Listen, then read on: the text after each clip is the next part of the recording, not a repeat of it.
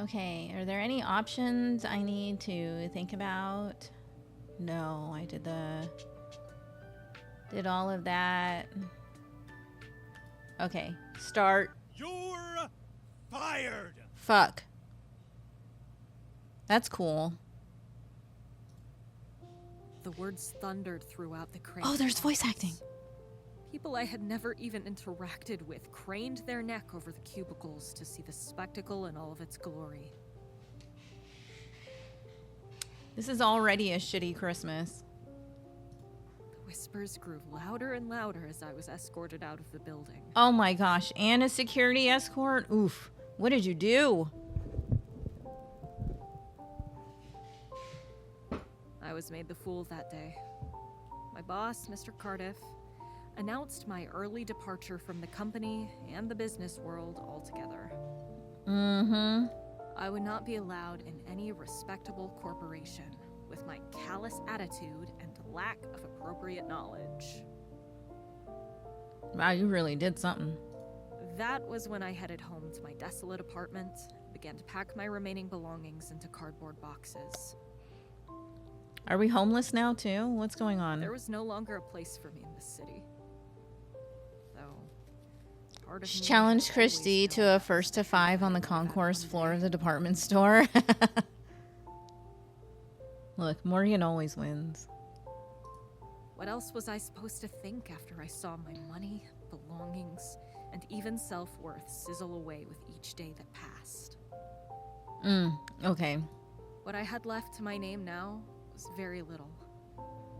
A few articles of clothing, and a small amount of self-dignity. No furniture?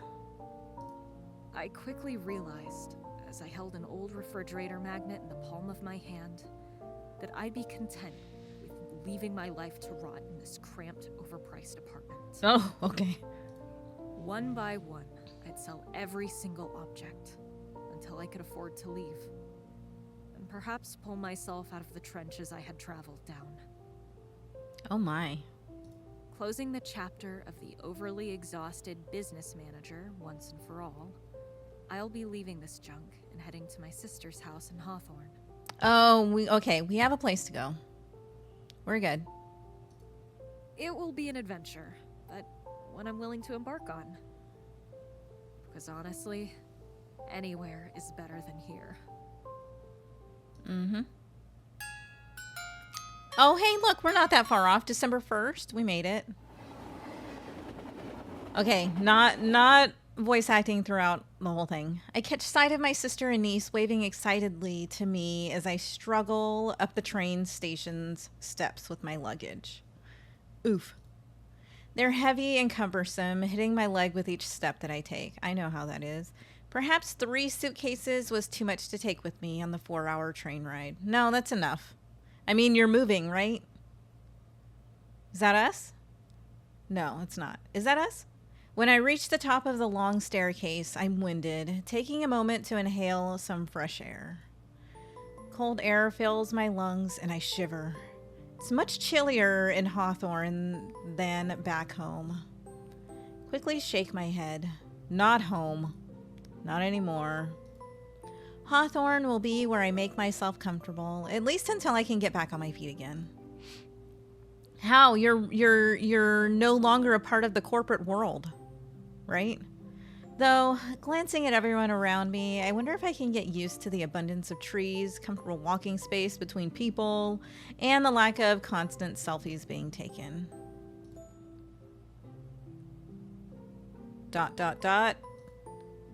It sounds like paradise already. So it sounds like she's moving to like the suburbs as opposed to, you know, the hustle bustle of the city.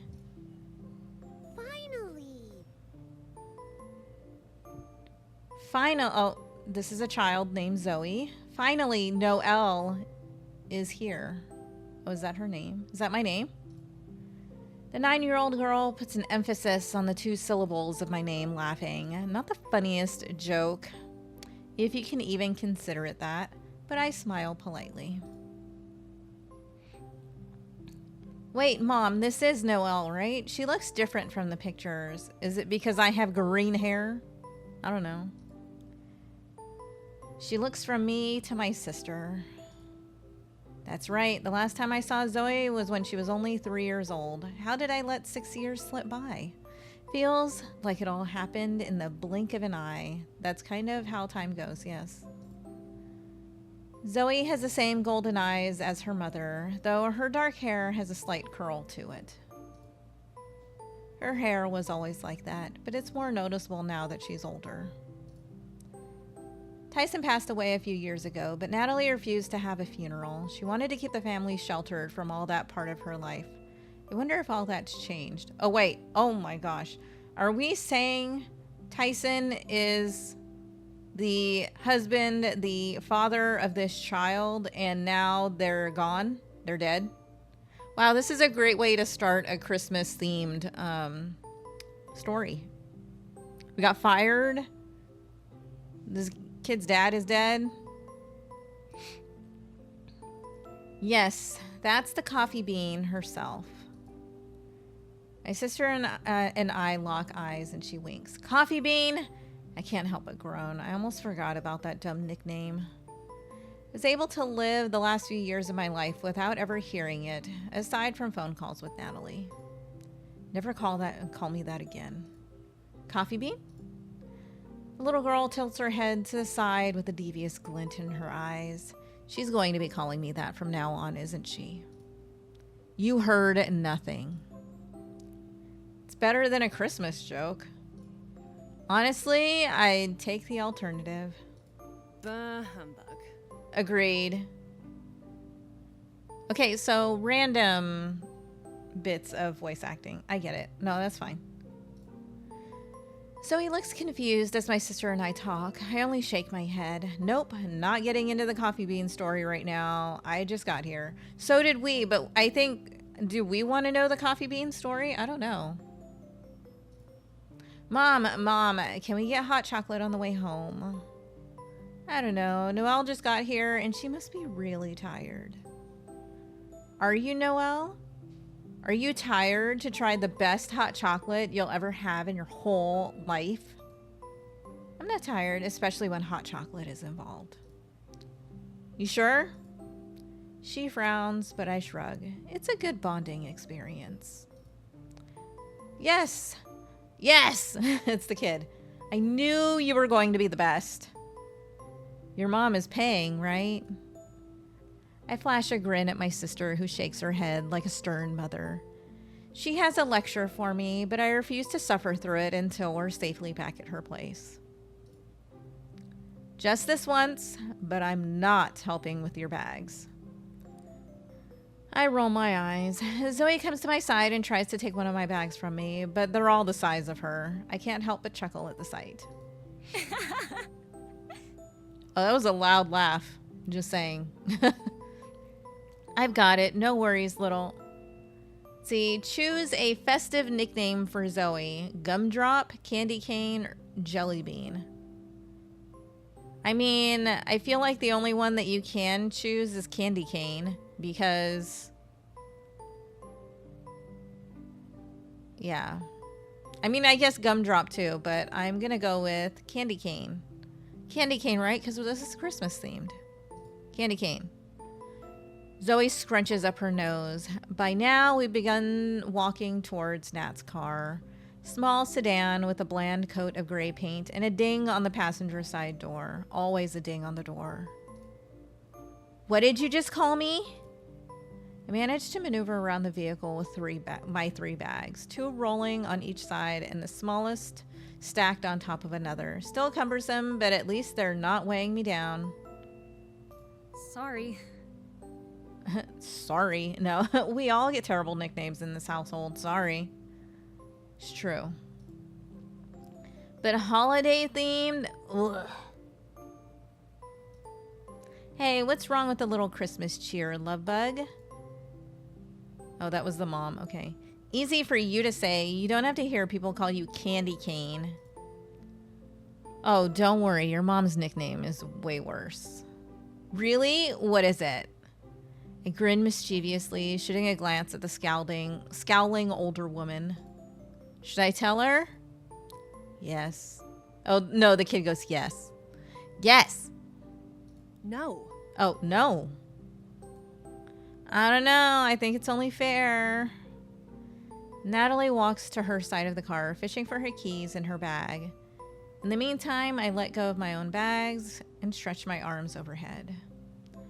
I've got to work out more if my muscles are this sore over dragging my luggage around. I mean, look, if you're carrying 4 like that, you're going to be sore. Doesn't matter. Working out's not going to help you.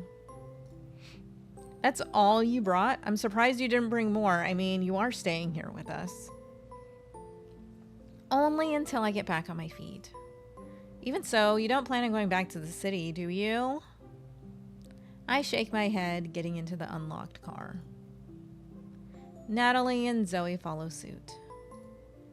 I can understand Nat's apprehension about letting me return to the city. She's the one who had to deal with my tears on the worst nights. I'm only a phone call away, Natalie used to say, and she really was, even at 3 a.m. when she had to wake up early the next day for work and to get Zoe ready for school. In the city, I was working a job that paid well, but barely enough to afford the rent on my tiny apartment. My hours were long, excruciating even.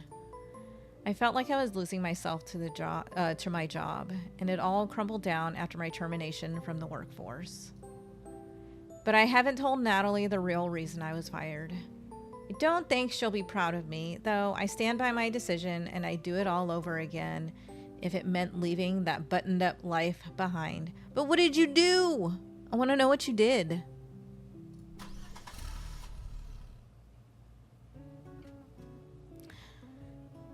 Didn't renew my lease and sold everything in that place. All I took were my clothes, some old pictures, and Mom's necklace. Sold a lot prior to the decision to move, and in order to pay back some of my debts. This expensive imported ruby-plated bow pendant, easily worth enough for a month's rent, is something I won't part with. Okay, so the necklace that she's wearing, the Christmassy necklace, that's Mom's. Got it. It's all you need anyway. That pretty red necklace you're wearing? Reach up and grab the pendant in between my 2 fingers.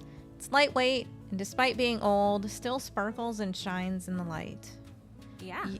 Oh, yeah. Yeah, yup. Your grandmother gave it to me before she left on one of her grand old adventures. What adventure is she on now? The 70th? I'm sorry, what? Who knows? I stopped counting a long time ago. What adventures are we talking about? Is Mom dead or alive? You know what? I'm happy for... Oh, she's alive. You know what? I'm happy for her. She gets to travel the world and meet so many interesting people. Okay, wait. So this isn't an heirloom. This is just something Mom sent. Okay, got it. Grandma's so cool. Buys the best gifts, too. Natalie looks at her daughter through the rearview mirror and lowers her eyes. Christmas is not about the gifts. Okay, look, for a child, it totally is. But they're nice, I suppose. Zoe giggles in the back seat with a snort. Mom must be spoiling her on the holidays as well. The last gift I got from the older woman was an expensive watch that I sold after only a few weeks of having it. Oh. The thing was nice, but what was the point of having something so flashy if I didn't have food to put on the table for that week? I mean, you didn't get it, so it's fine. Okay. No, we're not going to go into that. I'm thinking too hard. This is just a visual novel with Christmas theme. We're gonna just go. Straighten up in my seat, eyes forward as Natalie takes a turn as we get further away from the train station. As we get further away from the train station, more people come into view, and an array of shops line up next to each other like a strip mall. Wow, a lot of these businesses look like they're family owned. Oh, yep. No fancy big chains here. I love it. So no Burger Boss? No Burger Boss. Oh, it must be like a chain like Burger King or something. But Natalie points to a storefront a few feet ahead from where we're stopped at a red light. I can faintly make out the rustic wooden sign that reads something grill. Pewter's Grill has real burgers. Delish, trust me. But Burger Boss has cheap burgers on the go. They cook them in 40 seconds or less. That's their motto. How good can a burger be if it was cooked in 40 seconds? I mean, be real. Excuse me, really good? You gotta slow your pace in Hawthorne. Nothing worth getting done is completed in 40 seconds or less. So you say. I don't know, Mom. Now that I'm thinking about it, the place is called a Burger Boss for a reason. The owner must be the boss of all burgers, so maybe that's how he makes them in 40 seconds. Look, real smarts right there. Magic burgers. She smiles to herself, looking out the window with just as much enthusiasm and wonder as myself. Though she's lived in Hawthorne her whole life. What? I'm sorry. Okay, never mind. Once we take the next turn at the corner, we'll be at the main plaza. Yay! Okay, which is where we can get our hot chocolate. Yay! From the rear view mirror, I can see Zoe excitedly vibrating in her seat. That hot chocolate must be damn good. Probably is pretty good. All right, out of my car, we're here. I almost missed that Natalie has pulled over to a parking spot. She taps her fingers on the steering wheel, waiting for me and Zoe to get out of the car. Zoe and I both barrel out laughing. Okay. I've missed Natalie so much. Never really had a second to stop and breathe back in the city, let alone think about the family I never visited. When I look up, I notice just how festive the square is. There are poinsettias outside all of the shops. Wreaths decorate some of the business doors, and there's a very fancy tree in the center of the plaza. Though nothing is too elaborate. It's tasteful, like a Christmas card. Back in the city, holiday decorations are even more elaborate. There are blow-up Santa decorations in front of every store. The fanciest places have sparkling reindeer statues and other gimmicks like holiday hashtags that people can use when they take pictures next to the displays. Then, of course, there's the present boxes that are everywhere. Train stations, lampposts, store windows. The holidays are always an in-your-face kind of thing. It's true. What do you think of Hawthorne so far? I don't know. What do I think? I've been here for 5 minutes. No thoughts. But you've seen some of it. It's pretty, I guess. I answer with a shrug, which seems to be enough of a reply. There's so much to see and do here. You'll love it. Let the hot cocoa sway me, then. Hot cocoa! Yes, let's go get some hot chocolate. Sounds good. Zoe cups her hands over her mouth and calls out into the air. Natalie rolls her eyes, and I watch the girl curiously. What are you going to get, Coffee Bean? Okay, no, that's not going to be a thing. It is. You're going to get coal for Christmas. Exactly. You're going to get coal for Christmas. I think Santa would find the nickname funny, too. You don't even know why she calls me that. Do they call you that because you eat coffee beans? It was one time. Little girl snickers. Gotcha. You little... Okay, so we found out that's because she eats coffee beans. Or she ate coffee beans. Okay, wait. No. There was this drink. I forgot. It was like a... Was it a shake? I'm trying to remember.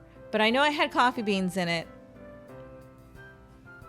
And we dared our youngest and his friend to eat it. The coffee beans. They totally did. Why does that look like small me? Okay, because I did have huge black curly hair when I was little. Look, we're kind of twins. Okay, let's carry on with the story. Sorry about the yawn. Natalie interrupts the two of us by placing a menu in front of my face. Huh? Pick a hot cocoa flavor. It looks like there's 3 varieties. One is red velvet. I'm going to get that. Has a small star next to it, which the menu key notes as a consumer favorite. Then there is the rich dark chocolate flavor. And lastly, white chocolate with the twinge of raspberry. Okay, wait. All 3 of these flavors sound pretty good. Pretty tasty. But take all of them. Well, okay. Oh, man. You're going to make me choose.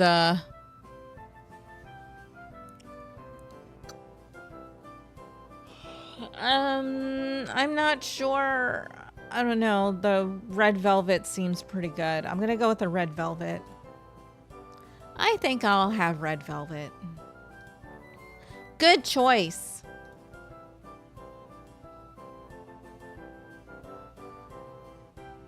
Well, what do you think? Delish? Absolutely. You know, I hate when people say that. Totally delish. Right? Okay, absolutely. Oh, wait, let's save for a second. I should save the game.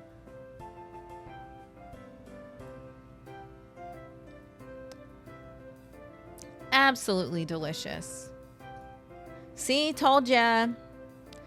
3 of us decide to take our cocoa to go as the place is packed inside. I'm actually shocked to see so many people. You'd think it was the lunch rush at Boss Burger. Burger Boss. Wait, did we forget the name of the place? It's Burger Boss, not Boss Burger. I take another large gulp from the festive paper cup. If everything is as good as this hot cocoa, Hawthorne won't be such a bad place. Oh, Zoe, while we're here, we should pick up your recital dress from the cleaners. Oh my gosh, daily chores. Recital dress? Are you a dancer or something, Candy Cane? I'm playing the Ghost of Christmas Past in the town's holiday show at the end of the month.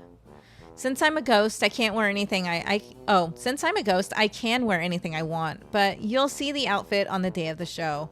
Not unless I go with you to pick up the outfit, dummy. I can't see it now? Nope. Now you'll definitely have to come to the show. Ouch. Harsh. Harsh that you'd think I'd miss your performance. It's just like insurance. Yes, insurance. That's what it's like. Oh, okay. I like that the speech to text automatically got insurance out of insurance. Insurance? You mean insurance? Oh. Yeah, that's what I said. Anyway, Noel can't miss it, or else the Christmas magic won't work, and the show will totally explode. What? She even goes, I'm sorry, what? Natalie shakes her head with a small smile. It's an old superstition. Nestor! Who, huh? A long, long time ago, a young girl named Nestor bumped into something backstage and caused the whole set to catch fire. What? So not totally explode, some details got lost in time. Some people think it's because she bragged about her costume before the show and made sure everyone in town saw it ahead of time. Oh my gosh. That's so goofy. Exactly. The more people who see her costume, the more the show will catch fire. What? I'm not sure that's how it works, but okay. I don't think a show can actually explode, but I'll let her have her moment. The more I watch Zoe's theatricality, the more confident I am that she'll make a wonderful performer, and I'm actually looking forward to seeing her. It'll be the first children's play I've seen, not to mention one for a relative. You definitely don't hang out with them much. I mean, she said it was 6 years, so. Wait, does that mean she never went to like her sister's things if she ever did any? Okay. All right, girl. Dry cleaner is 3 stops down, Noel. We'll be quick. You can sit on one of the benches or look around. Yeah, don't worry about me. I'm not going very far. The two girls walk off, leaving me alone with my thoughts. Oh no, not my thoughts. What's going to happen now? I take another sip from my hot chocolate and find a seat. It's best not to wander off too far when I don't have a phone with good service. Figured a fancy phone wasn't an expense I really needed. Well, I drum my fingers on my thighs. The air is kind of chilly, but the cocoa is warming me up. I haven't had a minute to just sit down and breathe in a long time. I mean, you had the whole train ride to do that, but okay. I close my eyes as the wind caresses my face. I don't know how long I sit there until I hear a voice jolting me from my reverie. Nice choice. Oh, hello. Red velvet, nice choice. Oh, hey, what's up? My eyes slowly flutter open, and I see a man casting a shadow over me. He's smiling genially, holding his own drink in his hand. Let's see. Our choices are, what did you get? You can tell what I'm drinking? Thanks. I mean, okay, wait. If we say you can tell what I'm drinking, we all know that the star was next to the drink. And it said that it was a customer favorite. What did you get? Yeah, what did you get? Okay, this one's a coffee. Peppermint. Peppermint coffee sounds pretty good. Not gonna lie. Might need to make one of those. Peppermint and coffee? Oh, don't tell me you've never had it. I raise my brow at the stranger who's conversing so easily with me. Straighten myself up and try to make a good first impression.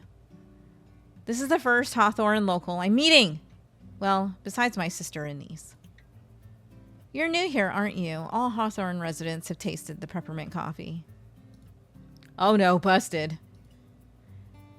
Push some of my hair behind my ears. She's like, oh my gosh, how did you know?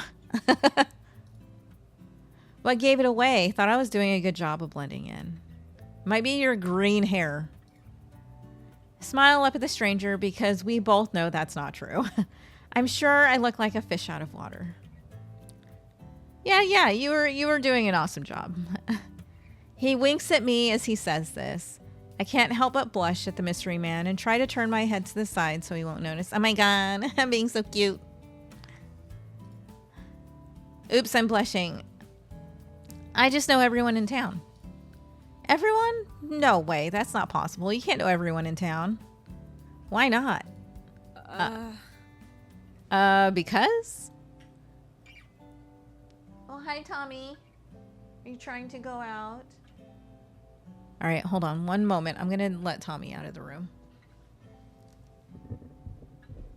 Hey, bud. You want to go out? Yeah. Yeah. You want to take your toy?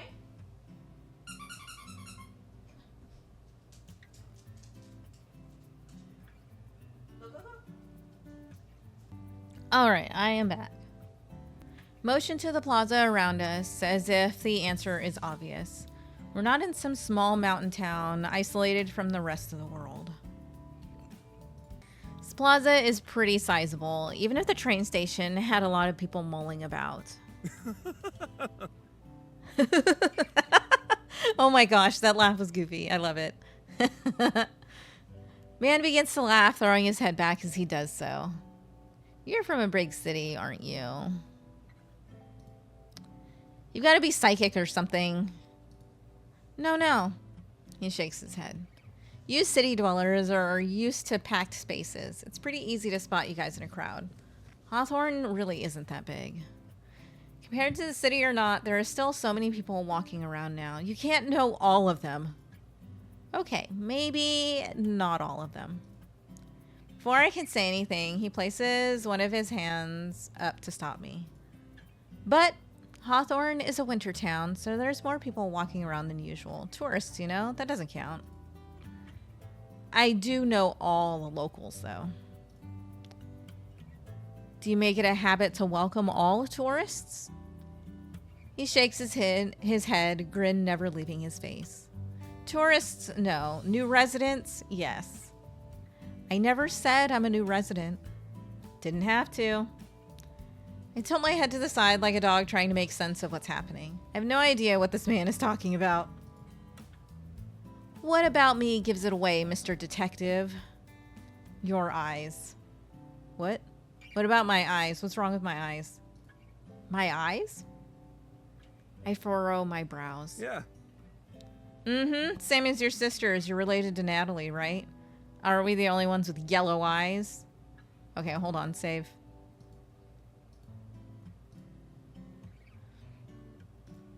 Oh my god. Now it all makes sense. This guy is probably one of Nat's friends. I'm going to flip on her for getting the welcoming committee on my tail. Hey now, she didn't do anything but tell me her sibling was coming. Saw her and Zoe walk off in the other direction, so I assumed. The rest was just teasing. Teasing. I scrunch up my nose. Gee, thanks. It's the Hawthorne hospitality. We like to have fun here. You're Noel, right? Yep, that would be me. Man extends his hand towards me. My name is Elliot. I'm the town's local carpenter. Sweet. Great. He's going to have a firm handshake. That's what it is. Local carpenter? Like, there's only one? I've got to be in some kind of movie or something. I'm coming from the city to a small winter town where I bump into the handsome carpenter. Only one good carpenter. Oh, okay. I see how it is. I'm jostled from my thoughts by the man's voice, and I try to straighten up. Is that so? I can show you my skills, and you can do the judging yourself. Skills? What kind of skills? Whoa, dude, put on the brakes. I open my mouth to say something when I hear the laughter of a little girl. Oh my gosh, it's this little brat. From the corner of my eye, I catch sight of Zoe swinging her arms in wide circles in her white jacket as she and her mother approach. Oh, look who it is, the little firecracker. That's how you come up with a nickname, Noel. The girl sticks her tongue out at me. Hey, I thought candy cane was pretty good. Elliot looks between me and Zoe and begins to laugh. It's festive. I like it. No. No, you don't. Not amused anymore. Natalie comes up to us, fumbling with straightening out her dry cleaning. Hey, Elliot. On a supply run? Yeah, hey, Elliot, on a supply run. Oh, oops. Oh, my chair. Elliot shakes his coffee cup. Fuel run. Equally as important. You going to a party or something? Elliot points to the hanger that Natalie is holding. She shakes her head. That's my costume for the Christmas show. She jumps in front of it to shield it from prying eyes. Careful, if you look at it, the show will catch on fire and explode. How many times do I have to tell you, Zoe? Nothing will catch on fire when I'm the one building the set. You can't stop a ghost, Ellie. I glance at the stranger, a glint of amusement in my eyes. I think she's right. Oh, for sure. I was just testing her. Duh. Drinking peppermint coffee again, Elliot? You know I've waited months for this flavor to come back. I'll be here every morning. I don't doubt it. I can't wait to grab a cup in the morning before work. Are you sure you'll wake up on time? Of course. I'll make time if I have to. No fair. Mom, that's not fair. You have to get me hot cocoa if you come here in the morning. No, we don't. But you'll have to wake up even earlier if you want some before school, you know. Never mind then.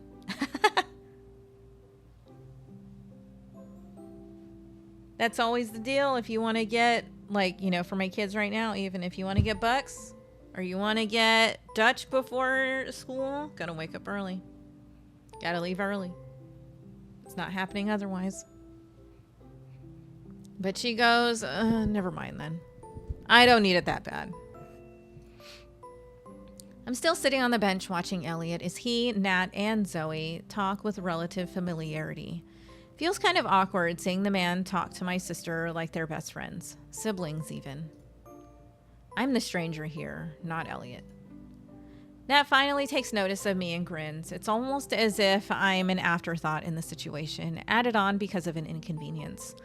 I feel a little awkward, to be honest. I see you've met my sister, Noel. Yes, what a wonderful conversationalist she's been. I try my best. I look up and try to smile meekly. If not for me losing my job, I probably wouldn't be here. I'd probably still be a stranger to my whole family, sending the obligatory Happy Holidays text and being on my merry way. It's lovely meeting you, Noel.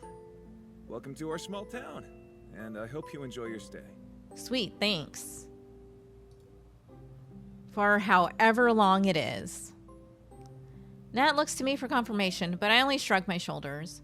Who knows how long I'll be here? I certainly didn't make any plans. We're going with the flow, okay? I got fired, blacklisted from any corporate job. Taking our time.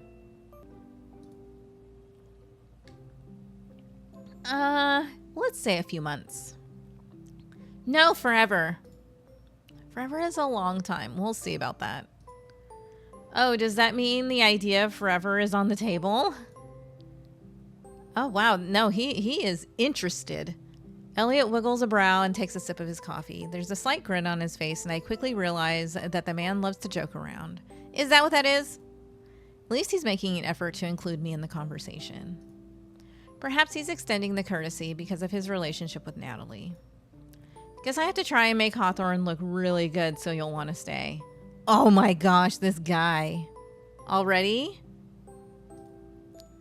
You've been doing a great job of it already. Of course you'd say that, Natty. Hey, I'm not lying. You fixed up this place really nice. Really nicely. Yeah, good job. Wait, he's a carpenter, though. Not a contractor. What? Huh. Okay. If someone who hasn't lived here for years thinks it looks good, I'll believe you. Natalie and Elliot both turn to me, and I shrink back in my seat. I will admit that Hawthorne is very different from the place I've lived for the last few years. For one, my family is here, and I won't be crammed inside of a shoebox-sized apartment. However, everything still feels new. I'll need to get used to being here. I think Hawthorne is. It's pretty, in need of some work. You know what? I'm looking around. I see a luxury jewelry store, this Christmas tree that's kind of just in the middle. Whatever. We got it. We got good hot chocolate. It's pretty. It's pretty. I give him a half-hearted answer. See? Elliot shakes his head. I'm not convinced. That sounded kind of flat. Besides, Hawthorne is more than just a pretty space. I've only been here for an hour or so. I can't really judge. If you'll be here for a while, then I'll have time to show you Hawthorne's best-kept secrets. Some not even Natty or Zoe know. Oh, what's that secret? Wink, wink. Nudge, nudge. What is that? Wow, Elliot, you're really going to give away secrets like that? Yeah, you have to tell us. No, you don't get to know. I'll tell all of you, but Noel has to stay long enough to find out. Wouldn't make sense otherwise. Place my hand on my chin. We're gonna think. Sounds tempting. I sense a butt coming. A butt? Gross. I can't help but laugh at that one, like the child I really am. Though Elliot seems to think it's funny as well. We're like, haha. She said, but. Next thing you know, she's going to say poop or fart. But.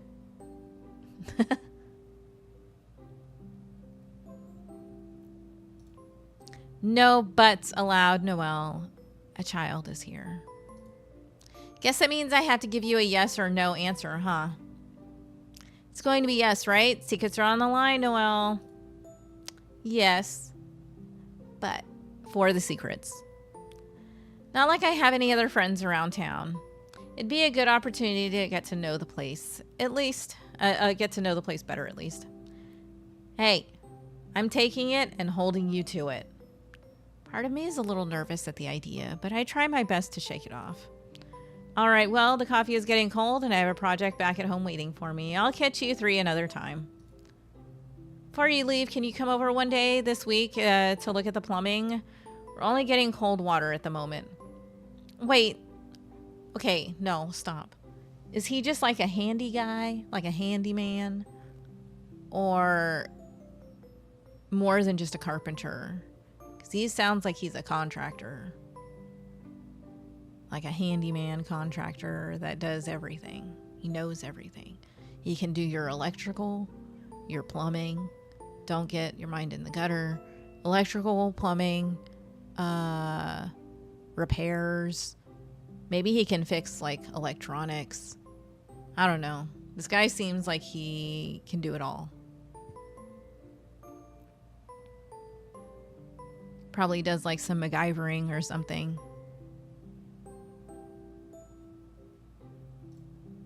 I can stop by tomorrow. No. Absolutely not. Monday is your day off. You're not coming over to do work.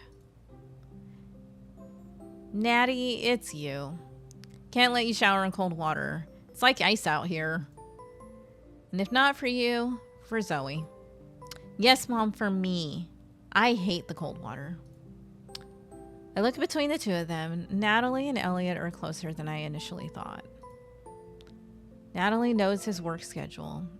Elliot treats Zoe like she's family. Are they dating? Or interested in each other? There's certainly some chemistry there. Oh, no. Just when we thought we found, like, our cute boyfriend on our first day here, we really didn't. That's a bummer. Wait. This is Christmas. Where's her present?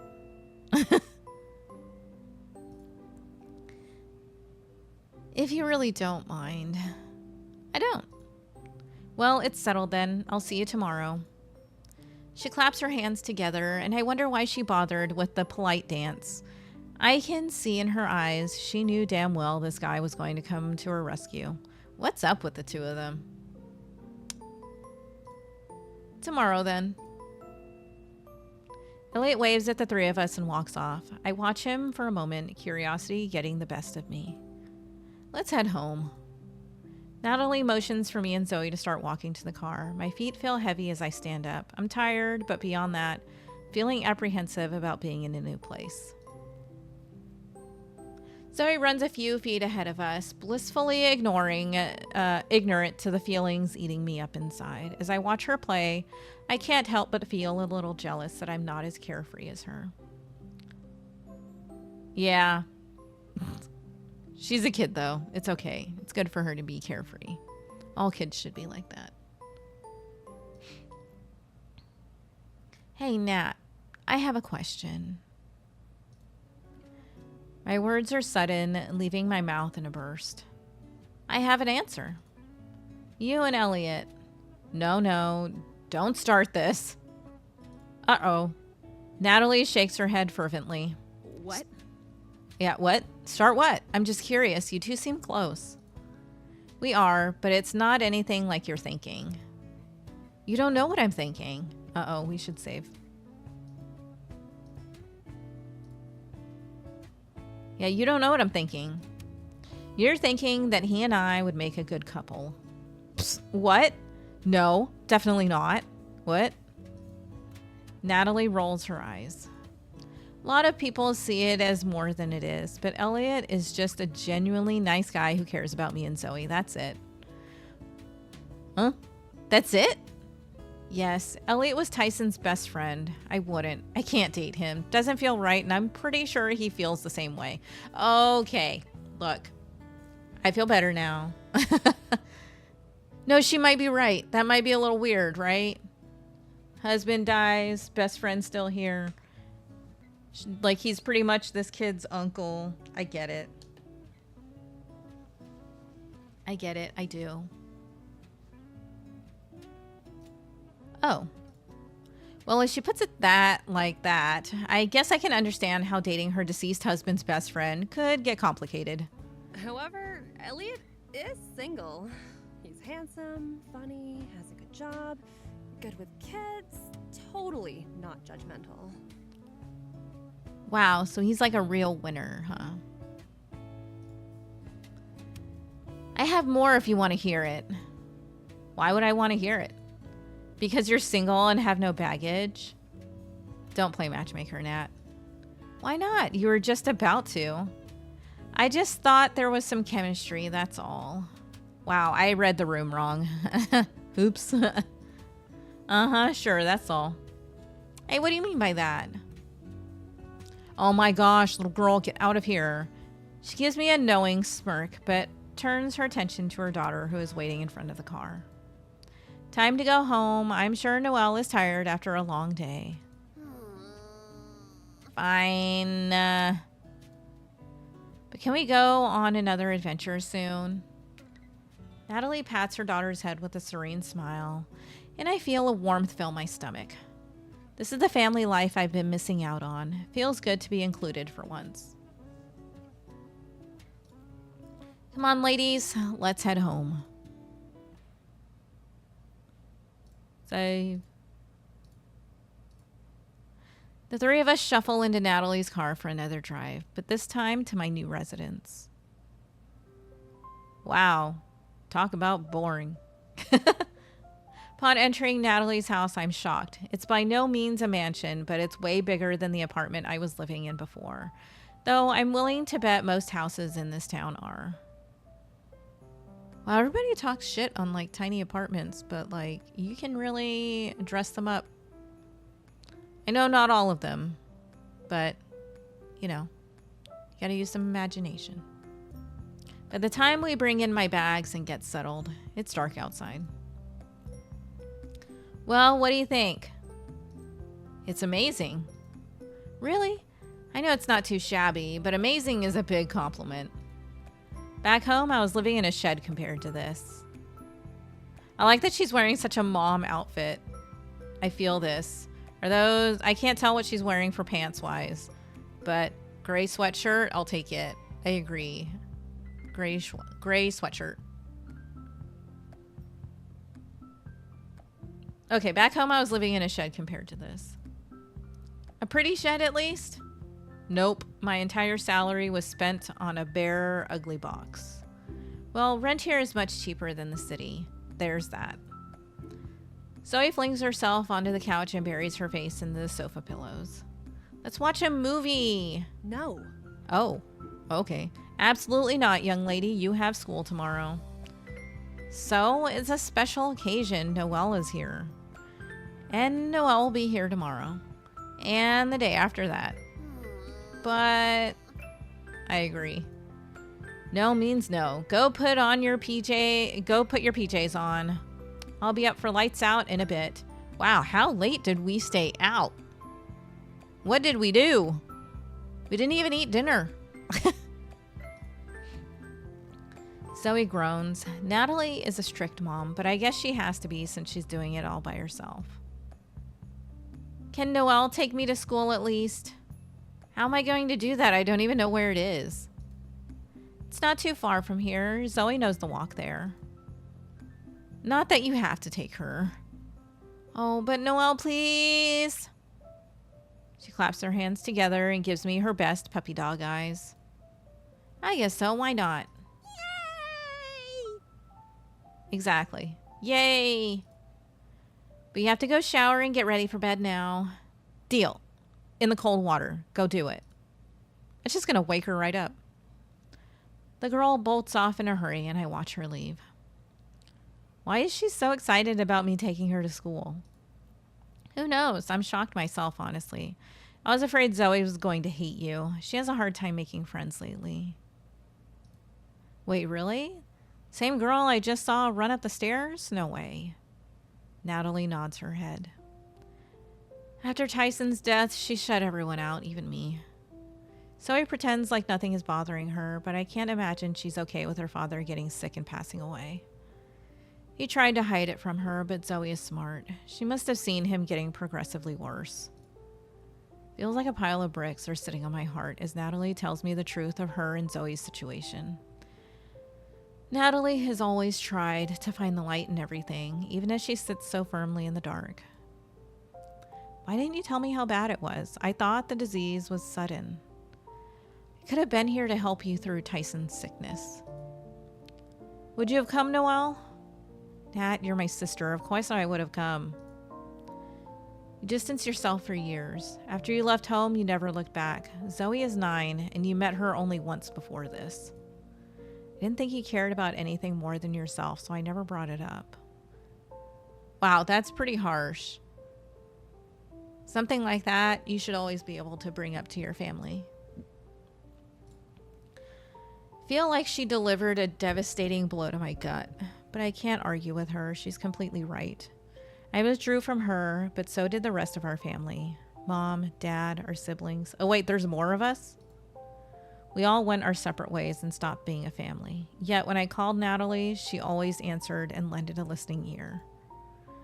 I didn't return the favor and never bothered to ask what she needed. I'm a terrible sister. Oh my gosh, I'm a terrible sister. Okay, I was going to say it. I didn't realize there was going to be some voice acting. She shakes her head with a frown. You're not. Just don't think we were ever equipped with the knowledge of how to be a functional family. Mom and Dad were hardly ever in the same room together. All we ever had was Dad, and he drilled in our heads that we needed to be financially stable to be successful. Is that why Nala left to marry that rich yoga instructor and Neve went on his backpacking journey across the country? Speechless and frowning, I run through those details in my head. They make a lot of sense, but I'm more than a victim of my environment. I'm the one who didn't pull myself out of the cycle and kept going with it. Don't look at me like that, Noel. I've been seeing a therapist, and it's really been helping. You should too, honestly. See a therapist? I guess I never considered it. Therapy is good. Go for it. I know. Dad made you think it was normal to live the way we were living. It's a whole thing, Noel. You gotta look at your past and move on from it. It's not bothering me, though. Sure it's not. You worked for 8 years at a job Dad wanted you to be at. 8 fucking years, Noel. That's almost as old as my daughter. She shakes her head. I stare, dumbfounded. She's right. Found myself majoring in business because Dad said that was a financially secure option. Says who? He was always veering us in that direction.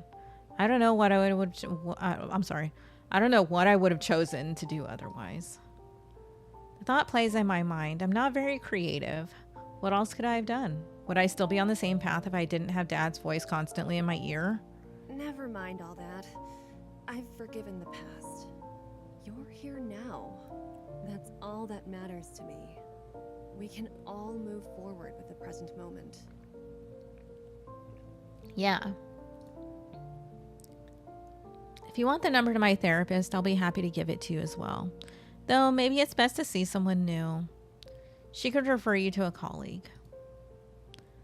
I need some time to think about everything. You just unloaded a lot. I know. She gives me a warm smile. Take all the time you need, but in the meantime, let's get some sleep. You have to be up early tomorrow to take Zoe to school. She leaves the house at 7:15. Yeah, that's not a problem. My body's used to sleeping and waking up early. Take care and sleep in after tomorrow. I think you could use a little rest. Yeah, maybe. I lay in the dark, tossing and turning in bed. By now, I'd usually be asleep, tired from a long day of work. Not even the fatigue is enough to settle my racing thoughts as I stare up at the ceiling. The mattress underneath me is firm, almost new. Imagine this guest room must not have been used often. Turning to my side, I screw my eyes shut and try to lull myself to sleep. But all I can think is what Natalie told me earlier about our parents. Mom has never been around long enough to actually be our guardian, and our father constantly drilled in our heads that money defined us. I remember working in my dad's company by the age of 14, handing out flyers on the street. Never got to hang out with friends or ride bikes. I was always indoors, studying or helping Dad. I wonder if I wasted too much time living for someone else. This thought overtakes me as I fight myself to go to sleep, but it's no use. The darkness never seems to leave. Okay, we've made it to the next day. Wait, save. December 2nd.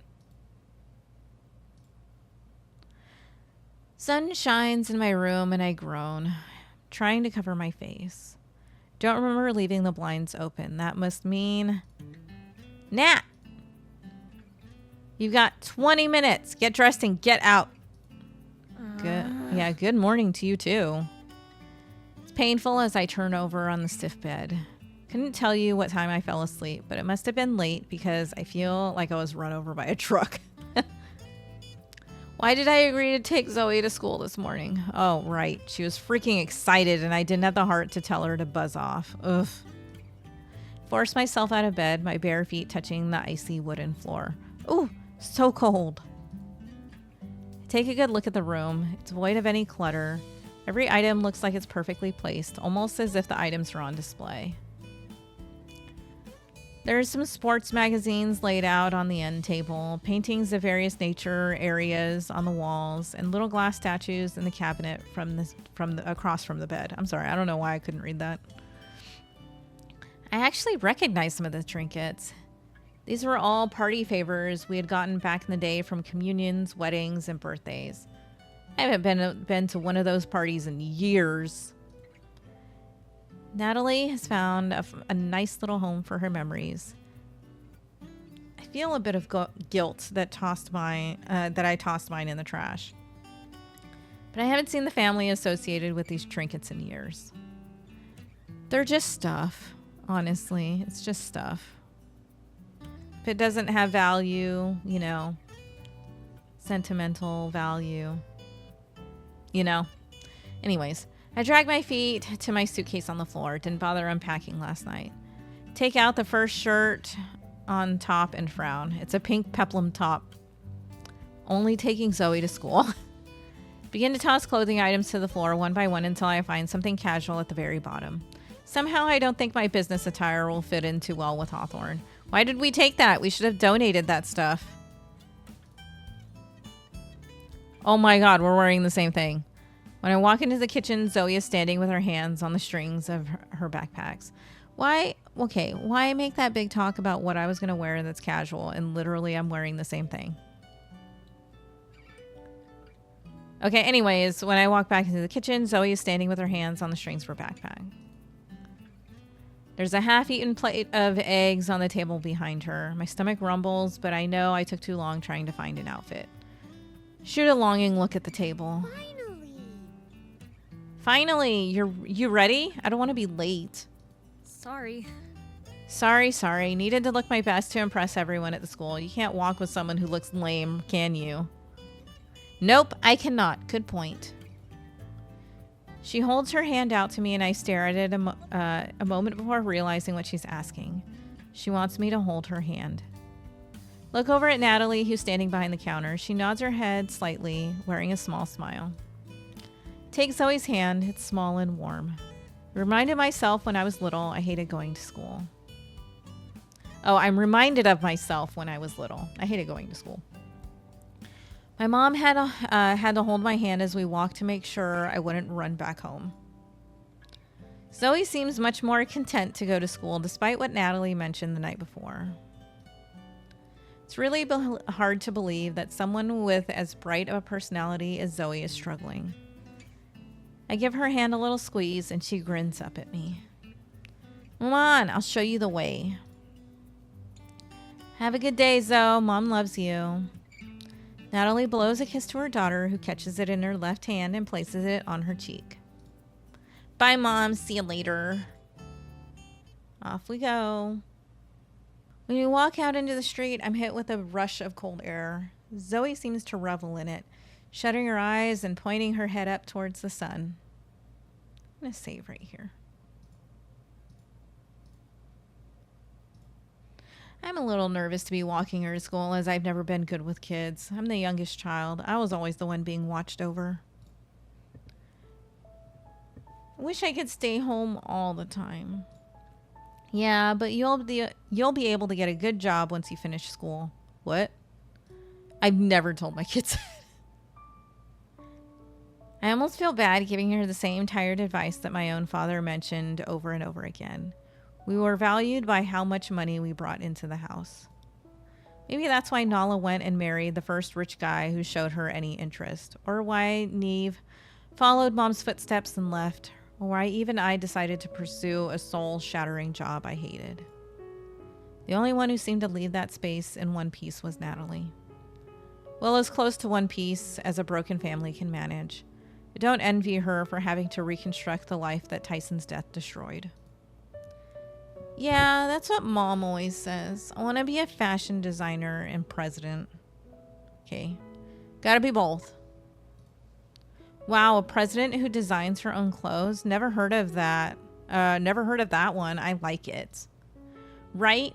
But Sandy G is telling everyone that it's not possible to be whatever I want. Of course it's possible. Anything is possible. I repeat the sentiment, but I'm not sure I believe it myself. The real world is a lot more harsh than what we let children believe. Well, Sandy G says it's not, and everyone believes her. They laugh at me during share time when I write about it. Well, those little bitches can shut the fuck up. That's what I think. Sandy G can go whatever. Okay. Anyways, my eyes snap to the girl. I notice her tone begins to falter. Mom says you're really successful. She said that? Yeah, she told me you work for a big company like you always wanted to. I want to be like that one day. She stops walking and turns to face me. Maybe one day you can come and show Sandy G that my dreams aren't dumb. Yeah, Sandy G's just a little butthead. A heaviness settles on my heart as I watch the girl praise me. False image of myself that Natalie has told Zoe is what's giving her hope.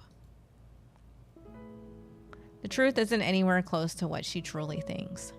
But I'm not mean enough to shatter that for her. Sure, I can do that, but just so you know. Fuck Sandy G, you can okay, look, we have two sentiments and both are true. Fuck Sandy G. That little girl can shut the fuck up. You can do whatever you put your mind to. So, as a parent, I know that the responsible answer is to tell your child, you can do whatever you put your mind to. But in the back of your mind, this is what you're thinking. Fuck that kid who told you you couldn't do that. That kid sucks. That kid can go eat rocks or something. You know? Okay, anyways, you can do whatever you put your mind to. Mom says that too. Little girl shrugs and runs forward. Hey, Noel, come race me. Oh my gosh, we just woke up 20 minutes ago. Okay. I take in a large breath of air and steel myself. My stamina is probably not the best, but I'm not going to lose a game of tag to a 9-year-old. Yeah, you will. My feet slam onto the pavement as I chase after her. It was a short-lived moment, but walking with Zoe was nice. She was talkative more than the day before, almost as if she was finally able to get some things off her chest without her mother's watchful eyes. When Zoe runs off to the school building, I watch for a few moments. I'm nostalgic as I remember the simpler times, sitting in class waiting for the recess bell to ring so I could play with my best friends, none of whom I talk to today. I mean, this is elementary school we're talking about. I don't know how many people keep up with like elementary school people.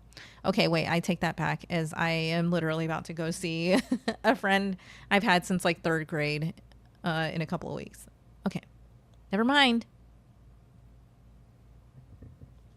But, okay, no, back to that. That's the only one I have. Yeah. Okay, anyways. Life is funny that way, pulling you away from your friends, plopping you into a new life. And it's just a new adventure, right? Shake off my melancholic thoughts as I feel the sadness creeping up inside. This time, things will be different. I have to stay positive. When I get home, I see Natalie leaning over a steaming pot of coffee. It smells delicious. Welcome back. Everything went okay? Yeah. Yeah, mostly. Mostly? What happened? I contemplate telling her about what Zoe and I talked about earlier. If I had a daughter, I think I'd want to know if there was something bothering her. Do you know who Sandy G is? Oh, yes, that's Bernadette's daughter. To my understanding, she's the popular girl that everyone likes. Yeah, well, fuck Sandy G. Why, did Zoe mention her? Yeah, apparently she thinks it's dumb that Zoe wants to be a fashion designer president. Dumb? What kind of nonsense is Bernadette putting in her daughter's head? Bernadette sucks, too. Probably the same nonsense as our dad did in ours. I understand being realistic, but Zoe is a child. I don't want her to feel like she can't dream. The harsh reality talks will come when she's much older, and from me, not some little girl. Natalie stops what she's doing and frowns. The coffee machine behind her makes a whirring sound as it starts up. It's nothing. It's not a huge thing, but that's my daughter, and I want to protect her. No, I get it. I think she knows that. Or she understands it. You're her mother, and you don't want her to get hurt. No, I don't, but I can't help getting angry when things like this happen. Zoe wants me to come to her school and talk to Sandy. Really? I glare at my sister. Yeah, someone told her that I'm really successful and work for a big company. You did, so it's technically not a lie. You shouldn't embellish the truth so much. At some point, you'll need to be truthful with Zoe. I know you're right. It's just much harder than it sounds. She's been through so much. This little lie isn't hurting anyone. Seems like it's even helping Zoe out. Which is why I'm going to keep it for now. Thank you. Yeah, thanks. Ooh, that was loud. Natalie's phone begins to ring, and it only takes a single glance for her to know who it is. She curses under her breath. It's my job. Give me a minute. Ugh. Natalie walks into the living room while I sit at the counter, tapping my fingers against the marble. That doesn't look like marble. Kitchen is clean and modern, not what you'd think a single mother and daughter would live in. Natalie was always a tidy person, however, this is sterile even for her. Not a speck of dust can be seen, no strewn about utensils or even mail on the table. This place doesn't look lived in. Natalie was never this tidy. She must have decided to clean things up after having a child. Oh, ding dong. I don't know how long I sit here contemplating this until the doorbell rings. I look over to Natalie in the living room, who throws her arms up in the air in an exasperated manner. Whatever her boss is telling her has her frazzled. Don't worry, I'm going to answer the door. Not sure whether Natalie hears me, but I climb out of my seat and head for the door anyway. Try to stifle a yawn as I pull the door open. It's too early for visitors. Ugh. Yeah, we're what, like 7:45, something like that? 8? Good Oh. morning. Whoa. Whoa, good morning, sleepyhead. Or coffee bean, was it? I groan. Elliot is standing on the other side of the door with a huge grin. Too huge for 8 a.m. if you ask me. Oh, okay. See, I said 7:45, but then I was thinking, no. Has to be 7:45, 7:40 drop off, walk back, 8 a.m. Sounds right. I groan. Okay. Yeah, too big of a grin. Too huge for 8 a.m. if you ask me. Has Nat been telling everyone that story? It was one time in 5th grade, and it was a dare. Put my hands against my cheeks in exasperation. Elliot only chuckles. She never told me the story, but did tell me to call you that when I saw you. So what happened in 5th grade that one time? Shake my head and begin to swing the door closed when Elliot places his foot on the door in the opening to prevent me from shutting the door in his face. All right. Too early for jokes. Anyway, I'm here to fix the cold water problem Nat mentioned yesterday. Open the door again, this time fully. Elliot kneels down to pick up a tool bag by his right foot. Right, the pipes. I totally forgot he was coming. You look awfully excited to be fixing someone's pipes at 8 a.m. Oh my gosh. Okay, get your mind out of the gutter. Is it a better time to be fixing the pipes? I shrug lightly, rolling my shoulders afterwards. I don't know. I figured you might want to sleep in. It's your day off, right? Sleeping is nice, but I thought that you might want to take a hot bath after your long trip here. Oh, how thoughtful. So I wanted to come early. I actually thought you'd be the one sleeping in. I finally stepped to the side and let Elliot enter. It's getting a little chilly standing with the door wide open. Elliot walks into the house and takes his jacket off, placing it on the coat hanger by the door. Nat's in the living room? I nod as Elliot makes the left turn and leads the two of us towards the living room. It's like he's been here a million times before, and according to Nat, he has. So why are you up so early? Zoe wanted me to take her to school. I couldn't say no. The truth is that I haven't slept in for a long time. I'm not sure what I'd do with all that time wasted. Am I supposed to stay up late to compensate? 8 years of the grind has really gotten to me. Yes, you stay up late, and then you still get up early. Natalie catches up to us with a look of annoyance. Good morning, Elliot. You look pissed. Did I come too early? Haven't had your coffee yet? Natalie rolls her eyes, but I can see her lips upturn into a small smile. Of course not. You're welcome into my home at any time. She taps her front pocket where a slight outline of her phone can be seen. My boss called and needs me to come into work to cover someone's shift. It's considered overtime since it's before my usual hours, and it's only a few extra hours. She runs her hands through her hair. It's funny how she's trying to convince herself more than Elliot and I. Do you mind staying anyway, Elliot? Of course. It'll be an in and out job. I hope so. I could really use a hot shower. Elliot winks at me. Oh. That's why I said I'd come here early. He said, girl, you look dirty. You need a shower. Very considerate of you, Elle. I just know how rough it is to shower in cold water during the winter. Gets extra chilly here in Hawthorne. Your service is appreciated. Feign a salute. Hats off to you, sir. Nat rolls her eyes.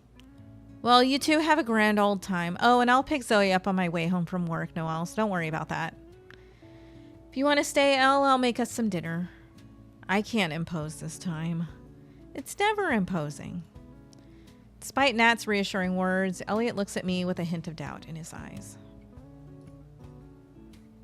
Natalie says her goodbyes and hurries off. Not a minute too long wasted. All right, Noel, like I said, it'll be an in and out job. Shouldn't take long at all. I know where everything is, so you can go about your day and pretend like I'm not here at all. Awkwardly, I raise my hand in a small wave. Good luck? I don't really know what to say, so I offer him a weak smile. It's early, so I'm going to excuse the lack of enthusiasm. Enthusiasm for what? Free to finally be able to shower with warm water? Duh. I mean, I don't know what you thought. Oh. Let me try that again. But I'm always sleepy. Yawn. Okay. Hold on.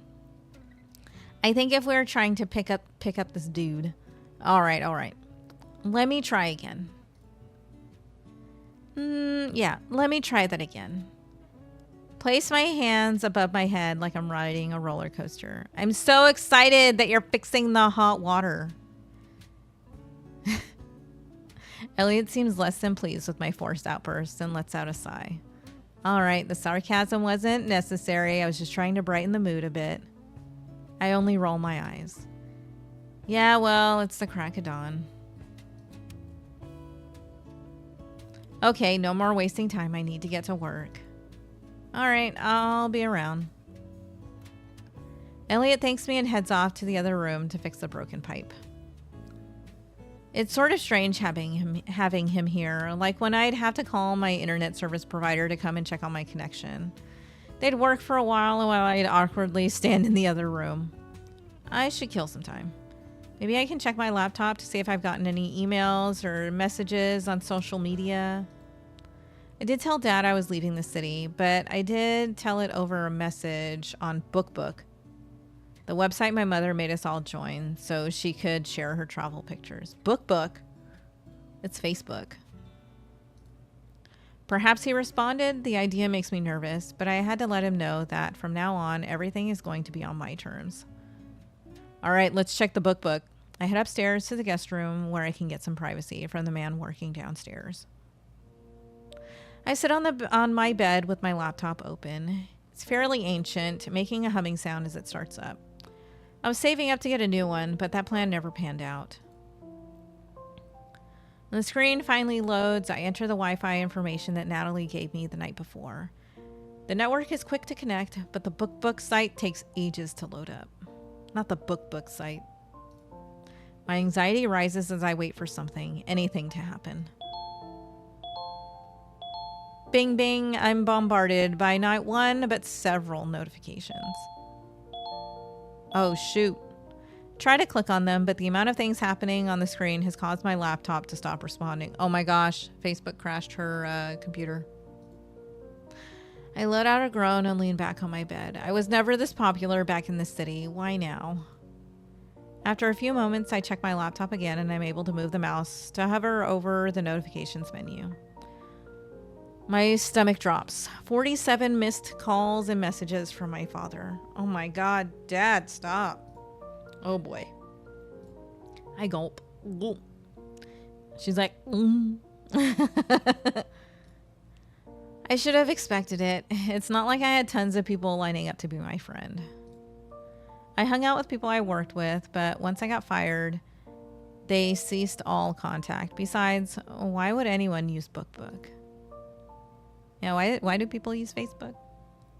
I curl up onto my bed, clutching a pillow to my chest.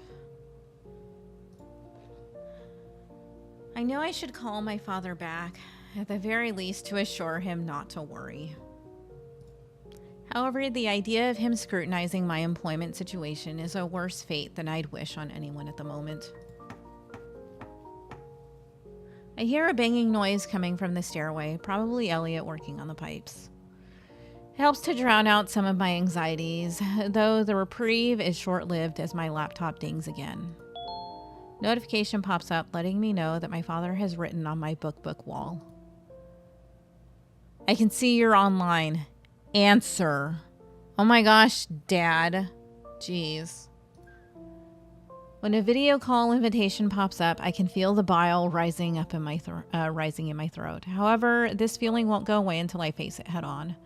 So there's only one thing to do. I sit up on the bed, straighten out my hair and sweater before clicking the green button to answer the call. At first, I only see a name, then the video fizzles in. Zoomed in image of my father shows up. It's a little shaky, but after a moment, the image sharpens. Noel! Oh, damn. His voice is booming, causing me to jolt. I clear my throat, hoping he didn't notice. Whoa. Dad, it's good to hear from you again. Good to hear from me. Huh, I should be calling you under different circumstances. Listen, I know you got my message. I'm here in Hawthorne, safe and sound with Natalie. Oh, I didn't just get your message. I got Cardiff's message too. Cardiff? My old boss? Why would he try and contact my father? Even though my father got me a job at the company, I was under the impression the relationship was simply that of business owners in the same field of work. I didn't realize they talked outside of that realm. What the hell is the matter with you? Did you think that what you did wouldn't get back to me? I didn't raise you to be so irresponsible. Bro, what did I do?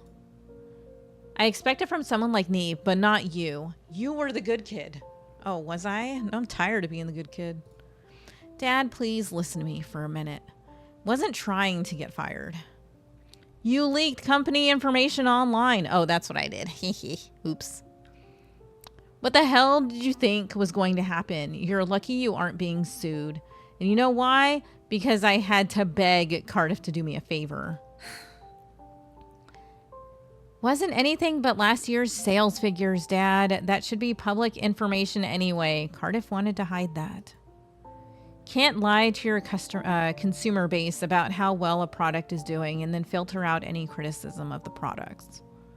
But it's clear that my father isn't listening to a word I'm saying. Before I was fired, I submitted the year's sales figures to our marketing department. It was the first year that I worked on the data myself rather than assisting one of the senior employees. Marketing department was supposed to take the information and use it to help tailor future campaigns. However, my immediate supervisor told me that we're supposed to embellish the numbers in our report so that we don't lose any of our advertisers and future revenue.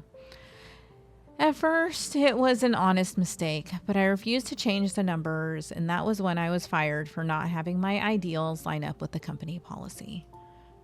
My father is blowing everything out of proportion. I'm pretty sure I can't even get sued for what I did.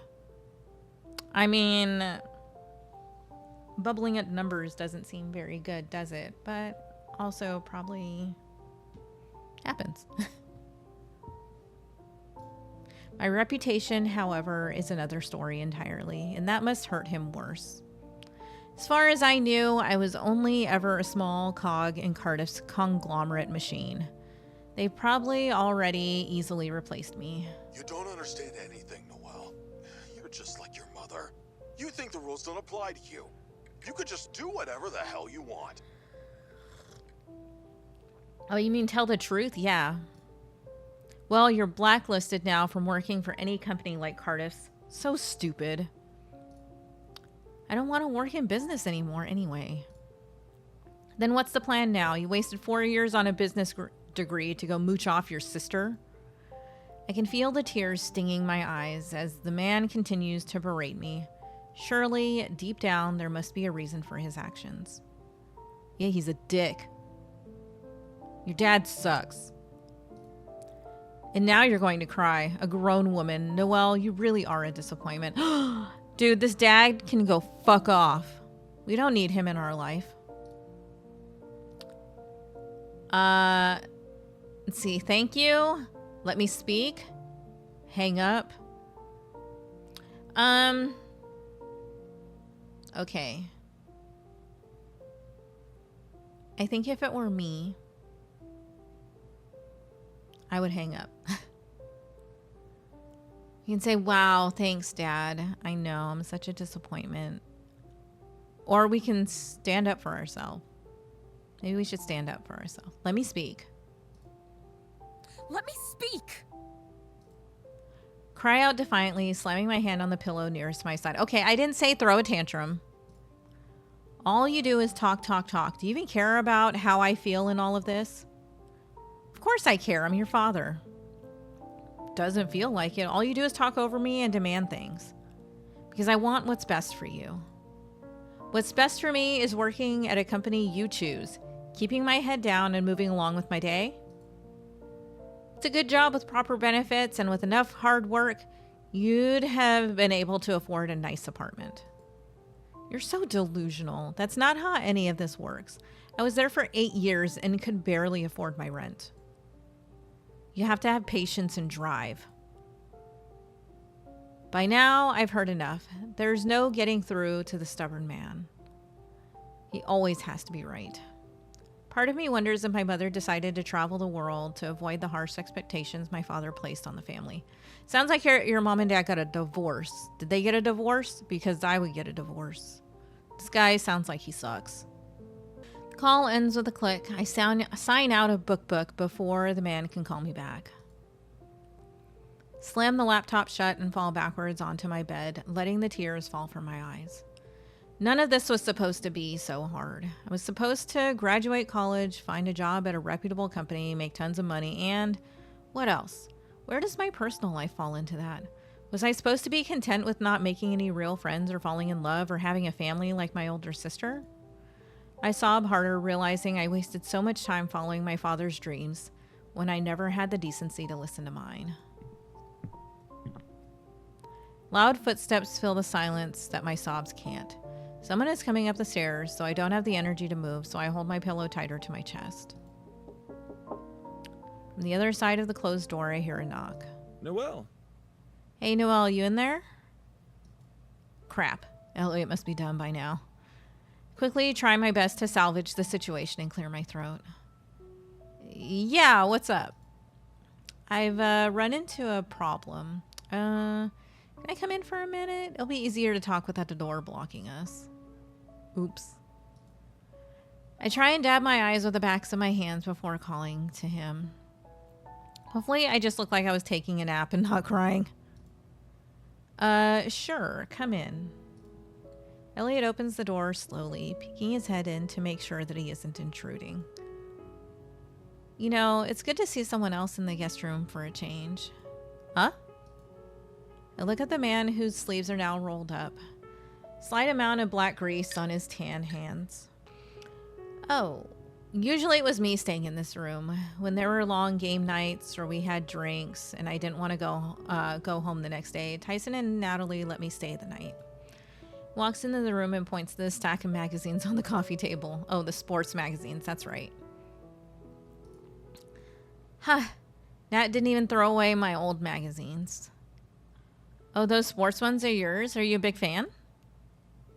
Try to ask anything to get my mind off my earlier conversation with my father. I wouldn't say huge, but I like to keep up on the really important sports stuff, so when my father calls, we have something to talk about. Oh, so he's not a sports ball guy. Just something to talk to his own family about. Otherwise, it's just us blathering on about fixing broken pipes or cleaning out gutters. Drives my stepmom insane. Your father. My eyes flicker over to the laptop and color rises to my cheeks. Although it's unlikely Elliot would notice the blush given how red my cheeks and eyes are from crying. Did you hear? Oh. Oop. Hard not to. I flinch and Elliot quickly corrects himself. That's not what I meant. I was working under the stairs and the walls aren't as thick as you would think. So... No worries. Natalie's told me a little bit about how difficult your dad can be. I understand. I wipe my cheeks again and let out a half-hearted laugh. Thanks. This causes Elliot to smile slightly. Anyway, you said something about a stepmom? Oh, yeah. She always says that my father and I are married to our jobs, and I always tell her it's because we love what we do. Anyway, let me not bore you with all of that. It's fine. I welcome the distraction. In that case, let's talk about... Anyways, while I was fixing the pipe downstairs, I came across an issue. What kind of issue? There was some erosion. I have to pick up a new piece to replace the faulty pipe. Oh, so how long will that be? An hour or so? I just need to head into town to get the piece from Jericho's Hardware, and then come back to install it. Good. Having a cold shower tonight would have been the icing on the terrible tasting cake. Understandable. Are you all right now? Yeah, just adjusting to my new life, I guess. I frowned, shooting a glance at my laptop. Moving to a new place is always hard. But you've got to take it a day at a time. Natalie felt the same way when she and Tyson decided to move back here. Oh, right. Natalie met Tyson in college and they dated online for a bit after they both graduated, right? I guess he must have grown up here. Yep, Tyson and I grew up together a few streets down. I was shocked he wanted to come back and take Natalie here instead of moving to a bigger city, but I was excited to have my best friend stay by my side. I'm glad he and Natty made that choice. Hawthorne feels a little more lively with Natalie and Zoe walking around. And you too soon. I chuckle lightly. That's not a light chuckle. Huh. Don't get your hopes up. Why, are you planning on leaving already? I shake my head. I don't have anywhere to go. But what? Why shouldn't I get my hopes up? I simply shrug, letting my shoulders droop. Never mind. You're looking a little bummed. A little, yeah. Why don't you come into town with me? You should get out of the house for a little while. I'll slow you down if I do. Won't take too long to complete, maybe an hour or so. Besides, you might feel better about being here once you see what Hawthorne's got going on. There's a holiday market set up in the park. Runs all winter long. I could show you it. A holiday market? What's that? What do you mean, what's that? What? Oh, you city folk don't have anything like this, I bet. Every year, people set up little booths to sell their homemade goods, whether it be delicious baked treats or wooden statuettes. Wow, that sounds so cute. We definitely didn't have something like this, something like that in the city. What? Yeah, you would. You would have a park, a downtown, where you could do stuff like that. Have lots of little markets every weekend. What are you talking about? So, what do you say? You want to take a ride with me? I crack a small smile. I guess you're in luck. My schedule is wide open right now. Great, let me just pack up some of my things and we can head out. So you're just going to leave her door unlocked? Do you have a key? What's going on with that? I smile at Elliot's retreating figure. Perhaps seeing this little holiday market will lift my spirits and remind me that I made the right decision and that it's my father who's wrong. Dang, we're back here again. Elliot's car, a dusty old pickup, handles the job of transport well enough despite the way it looks. We arrive at the town plaza quickly, and even at this early hour of the day, it's bustling with people. More people than yesterday, at least. Deck the Halls blares through the speakers that are set up on every other light post. Oh wow, is this an instrumental? Elliot nods his head. One of the members of our community board did this rendition of the song himself. Oh wow, I like it. Surprised we're not hearing some pop song on repeat. Don't get me wrong, it's a good genre, however, we like a little variety in Hawthorne. Community board works hard to brainstorm the town's Christmas playlist so that we never get bored. So are you like on the community board since you know so much? I was last year, but this year I'm making the sets for the school play, so I decided to focus my energy on that. Oh, Zoe is really excited about that. She's the ghost of Christmas past. Yup. Fitting role for her. You think so? Oh yeah. Zoe loves to look back on what things used to be like when her father was around. She misses him a lot, I bet. Tyson knew he was sick for a while, but he didn't tell Zoe, so for her, the change felt really sudden. It was hard for her to cope. I'm a 28-year-old man, and I was having a hard time coping with it, even knowing Tyson was sick. But she'll be okay. She's a tough girl. You're 28? I wouldn't have guessed. How old did you think I was? She's like, bro, you're haggard. 33 or so, around Tyson's age? I don't know. He feigned shock. Yep, she's like, I said it, you're old. You old fart. Ouch. Ow. You think I look that old? Here I thought I had a clean-shaven baby face. Oops. No, I thought because you and he grew up together, you'd be around the same age.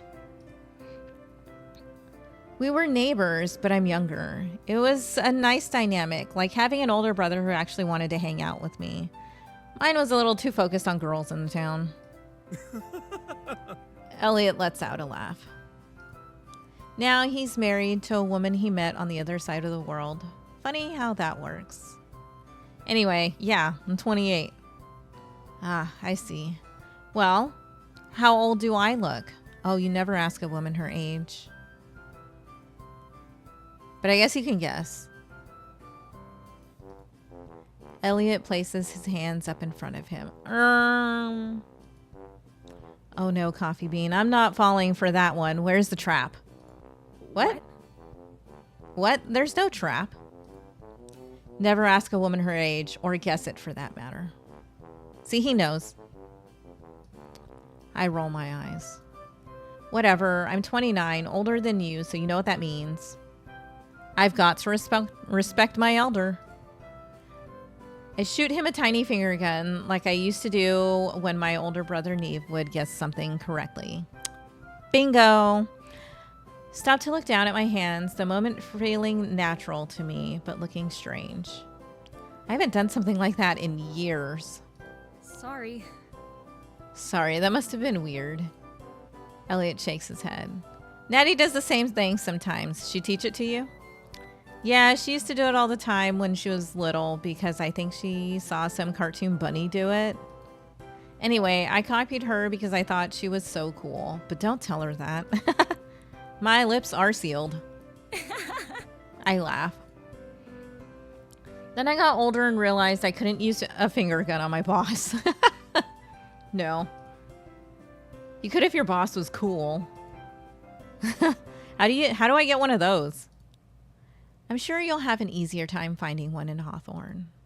Right, he must have overheard that part of the conversation as well. I'm already feeling better about my earlier conversation with my dad. Elliot has a warm personality that makes me feel welcomed and not at all like a stranger in this town. Hardware store is just over this way. We'll pick up the piece since it's on the way to the park, and then we'll take a quick peek. Sound good? Sounds great. All right, hold on. Let's save. Ellie and I walk into a large park not too far from the plaza. It's unsurprisingly festive. A full decorated Christmas tree set up right in the middle of the area. Where, bro? I don't see it. Excuse me. Elliot points it out as soon as we enter the park, noting my stare. The kids in Hawthorne Elementary decorated the ornaments for the trees this year. Oh, wow. Really? Getting a closer look at them, I notice they're all made from sturdy wood and crafted in the shape of different holiday items. Some of the ornaments have names engraved into them. Sorry, I was just getting my blanket that was trapped under my chair. I made one for each kid in the school and then had some extras for staff and whoever else. Oh, oh my gosh, this guy. He made them. This guy's like a real catch. You carved those ornaments for each and every single student with their names on it? Yeah, I felt like it'd be a nice surprise for them. Yeah, well, did you throw away Sandy G's? That girl sucks. But there must be a lot of students. Fewer than you would think. Anyway, I didn't mind. It was a great way to use up wood scraps as well. Oh, yeah, that works. Of course, in the middle of carving, I wished I had an apprentice working in my shop, but I'd still do it again without the help. Really enjoy seeing the smiles on the kids' faces, and seeing this Christmas tree decorated ties the whole experience together. Elliot? Elliot, that's really nice of you. Thank you. Two of us walk further into the park. There are different stalls set up, each one displaying their own Christmas merchandise. There's even an ornate throne set up near the Christmas tree with a man dressed as Santa Claus. I know people set up for Christmas rather early, but it's only the second day of December. Santa and all of his reindeer are here. Are people already taking holiday pictures? Yeah, they are. It's never too early to get into the holiday spirit. Actually, that's not true. If you're shopping for gifts, I guess. No, Noel. Don't tell me. I look at Elliot, who has his hands on his hips. See his brows furrowed slightly, and I'm not sure what to make of it. What? What? Yeah, what? You're one of them. One of who? A Christmas capitalist. A what? begin my thought, but Elliot is already shaking his head. I feel like I've done something wrong. I just don't know what. Christmas capitalists are people who think the holiday is only for buying and selling gifts. Big ploy for the government and businesses to make money. I mean, I don't think all of Christmas is like that. It's obviously a real holiday with a lot of sentimental meaning behind it. However, don't finish that statement. Your name is literally Noel. My mother is part French, all right? Elliot looks flabbergasted, as if he's about to fall over in his spot. Besides buying gifts and opening them, what do you normally do during the holiday season, Noel? Sometimes I watch Christmas movies and TV specials. That's it? No baking gingerbread or setting up a tree in your home? I shake my head. And I was always alone for the holidays, so I guess it felt like I didn't need to make a big deal for just me. The frown on Elliot's face looks like it's etched in. Promise me you'll try at least one new holiday activity. Having traditions is fun, and this time you have Natty and Zoe to try them with. You know, I reach up and grab the red bow pendant around my neck. Nat and I used to have a Christmas tradition when we were younger. Every year we'd stay up late to make Santa cookies and milk. But we couldn't bake, so Nala, our other sister, would go to the store and buy Oreos and icing. Sometimes it'd be chocolate chip cookies or donuts, but whatever it was, she always bought icing so we could decorate the cookies and show Santa that we cared enough to put in the extra effort. So you'd put them out and Santa would eat them? My brother Neve would eat them and leave us a note he printed out from the computer so we wouldn't find out it was him. Nat caught on way before I did, but she kept the charade going for me. The next morning, we'd all sit together, even my grumpy father, and open up gifts. But it wasn't Santa's that I looked forward to the most. It was gifts from my mother, they kind of showed me that she was around on the holidays, even if she was a million miles away. Dude, she's been gone for like ever. Every year, she travels to a different country and helps with food and gift drives. This time, it's Germany. Though I say something that Elliot will no doubt be impressed with, my insides twist.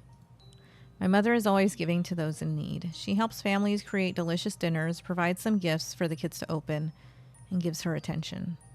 It sounds wonderful, truly. In my mind, I know it really is a good thing. However, it was all at the expense of our holidays. Mom made sure we all had gifts to open, but I wanted so much more from her.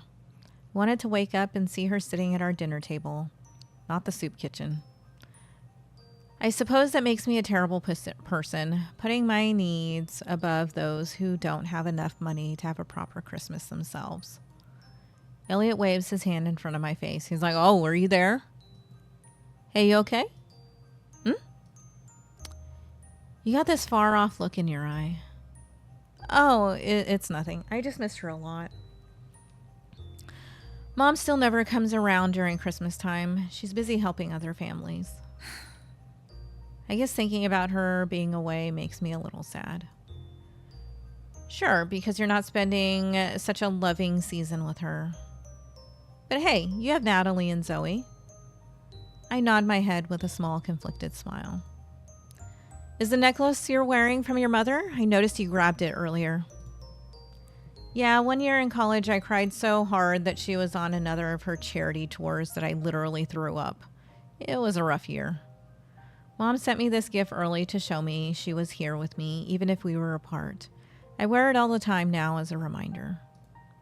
"That's really sweet." Yeah. "Yeah." That "yeah" was not the "yeah" for this.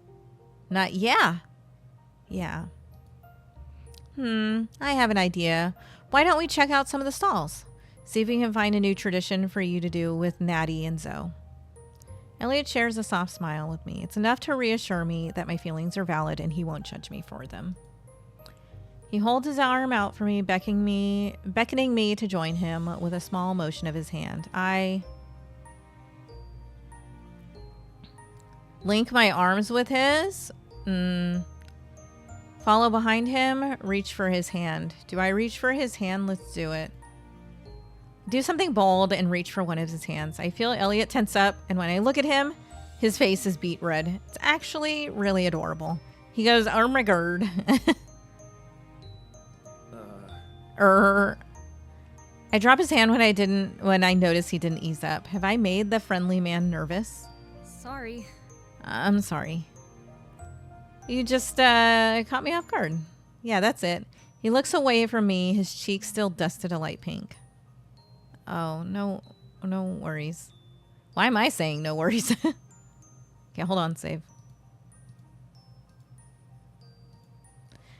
Takes Elliot a moment, but he eventually regains his composure. Where are you taking me? Oh, you'll see. All right, I'll follow you this time. I won't steer you in the wrong direction, don't worry. He recovered. Okay. Well enough. The first stall that Elliot and I visit is near the entrance of the park. An older woman is selling gingerbread cookies. They look delicious and my stomach growls as I realize how much time has passed. Hey, Miss Weber. I see you're out here selling those delicious cookies of yours again. Elliot, it's good to see you again. How are you doing? The woman stands up from her black foldable chair and approaches the stall in the front of her stall. She and I lock eyes, and I smile the best I can at her. I'm doing well. I'm actually out picking up a part for a side job, but we got sidetracked. Elliot motions to me, and I wave. What's up? Wow, never thought I'd see you walking around with a woman, Elliot. Didn't think you had time for it. Oh, okay. Elliot rubs the back of his neck, a blush forming on his cheeks. He's like, oh. Miss Weber, please. This is Noel, Natalie's little sister. The woman giggles, placing a hand over her mouth. Oh my gosh, I'm sorry. I'm only teasing. It's nice to meet you, Noel. Are you visiting for the holidays? I look at Elliot, who nods encouragingly. Yeah. Yeah, something like that. Well, I hope you enjoy your time here. My name is Tanya, but Elliot calls me Miss Weber, even though I'm married and have taken my husband's last name years ago. Okay, that's funny. I'm sorry. I guess I'm always going to be his high school science teacher. Always. Wow, so the Hawthorne community really is tightly knit. I thought maybe Elliot was exaggerating. She's a city girl, Miss W. Elliot motions to me with his head, and I roll my eyes. City is like a party you've been looking forward to all year, and Hawthorne is the warm cup of tea you drink after all the festivities are over. That's an interesting way of looking at it. I guess Hawthorne is refreshing after the bustle of the city. Here, Noel, take this home for you and the girls. Tanya reaches behind the counter and hands me a box with 4 gingerbread cookies, each wearing a different outfit. Oh, it's like a little family. Thank you so much. Can we get one of your kits too? This one is on me. Elliot takes out his brown leather wallet from the front of his jean pockets. It's rather worn out, so I'm unable to make out the design on the front. Of course, what flavor? Classic gingerbread? Yeah. He says, yeah. Duh. Yeah. Elliot and Tanya finish their transaction. She bids us a farewell, wishing me well in Hawthorne. As we walk away, Elliot hands me the bag containing the gingerbread cookie decorating kit. I let out a small gasp. This was for me? Yep. It's a good way to continue the tradition you had with Natty when you were kids, except now you guys can bake these cookies yourself. I can feel a tear welling up in the corner of my eye at Elliot's kind gesture. It's so incredibly thoughtful. Thank you so much. Of course, you're family now. I am? Natty's adopted me into her little family. I hope you don't mind sharing. I haven't seen my sister in so long. It honestly feels like the other way around. I don't think Natty sees it that way. She's been so excited to have you come back. She's talked about it for weeks. Wait, really? I thought I might have been an inconvenience to her because I needed a place to stay so last minute. You both need each other, I reckon. I reckon. Yep. I think. He said, I reckon. And then says, wait, I think. Reckon? What? He clears his throat. Sorry. Nothing. Never mind. Let's keep moving on. Let's keep moving, Coffee Bean. Really? It's just something my mother used to say a lot when she was still alive. Back when I lived in the countryside. It slips up sometimes. Oh, so you're a country boy then? I reckon I am. He winks as he exaggerates his tone of voice. Country boy. Okay, country boy.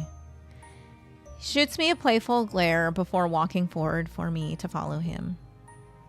Two of us spend a few hours perusing all of the holiday goods. A warm feeling fills my stomach thinking about how, for the first time in 6 years, I won't be celebrating Christmas alone. I still feel like I'm missing a part of myself as I lament that my mother can't be around to enjoy this with me. Elliot, however, is not a bad substitute, and we share a lot of laughs as we pass through the aisles of goods. Wait, this was supposed to take like an hour, wasn't it? Eventually, Elliot and I stop walking, having seen almost all of the booths, all but one in the back with a long line forming. What's that? I point to the crowd of people and Elliot grins. That's the Secret Santa sign-ups. Secret Santa? Oh, like you get someone's name and have to buy them a gift, right? Yep, but we do it a little bit differently here in Hawthorne. How so? Well, for one, the whole community participates. Everyone has to make their Secret Santa something from the heart. This way, money isn't standing in the way of exchanging gifts. Oh, that's so cute. You didn't even hear the best part. One person each year will receive some mistletoe along with their gift. If that happens, it means you'll get good luck in the new year. Wow, how many people are in Hawthorne? About 150 people participate. That's a lot still. Or not. That's not much at all, actually. Yeah, city girl. Hey! Hey, leave me alone. That's a lot of people. I hit his arm playfully as he feigns being bruised. He goes, ugh, ouch. Got a good arm, Noel. Thanks. Thanks, it's from lifting stacks of paper all day long. I'll have to try that in my next workout. He rubs the spot I punched him and then motions to the line with his head. Let's sign you up. No way, I can't. Why not? I don't know anyone in town or what they'd like. You just met a lot of people at their booths besides. It's the thought that counts. Well, I want the people here to like me, not think I'm the worst gift giver in the world. Trying to leave a good impression. Plus, no one will know who I am, and I'm not any good with my hands. What could I possibly make? You're worrying too much. I can help you. Yeah, but it's a great way to get into the holiday spirit and get to know your neighbors as well. With Elliot's excitement, I can't help but want to oblige. What would be the harm in trying at the very least? I mean, I guess I can sign up?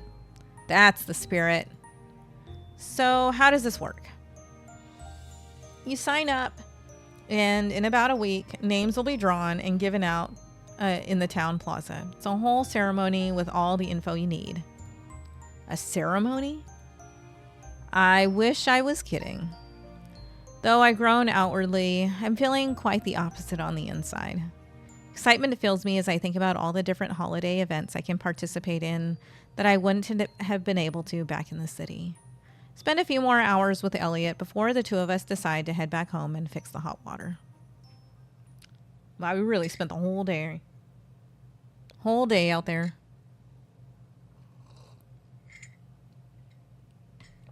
Once we've got the part, it doesn't take Elliot long to fix the pipe in Natalie's home.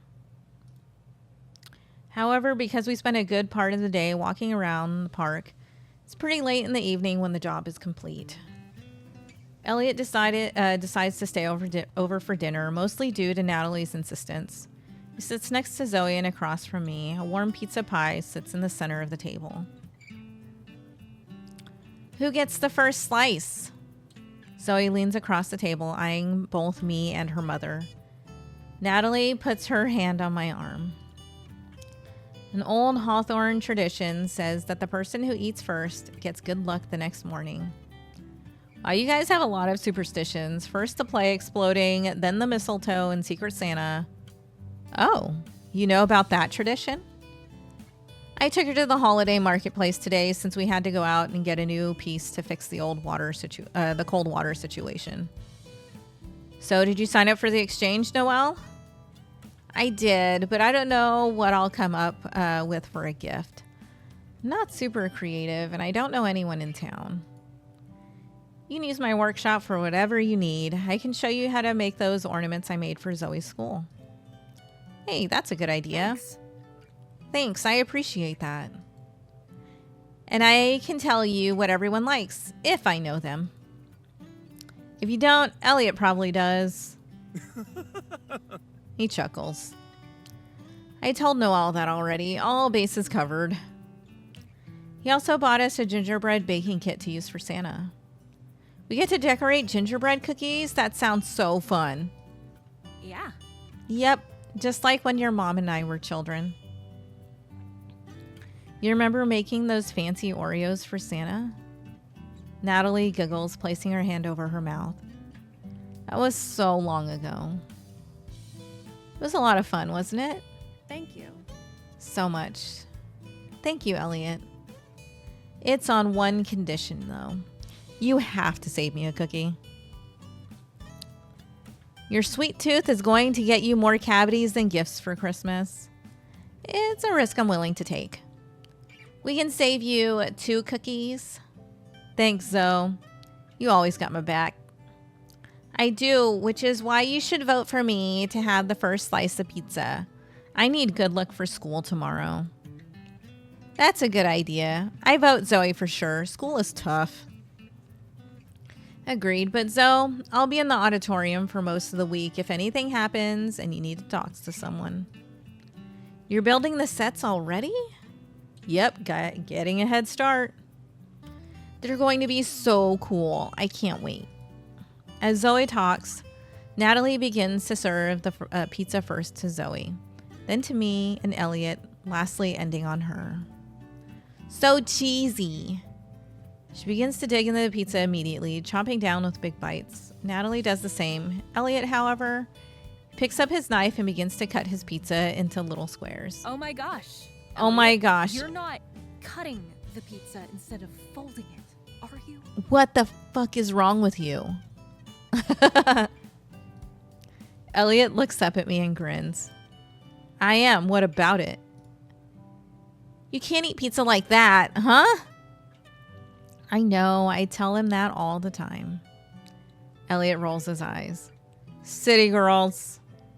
I'm sorry, not everyone grew up in the countryside. Where in the country did you grow up?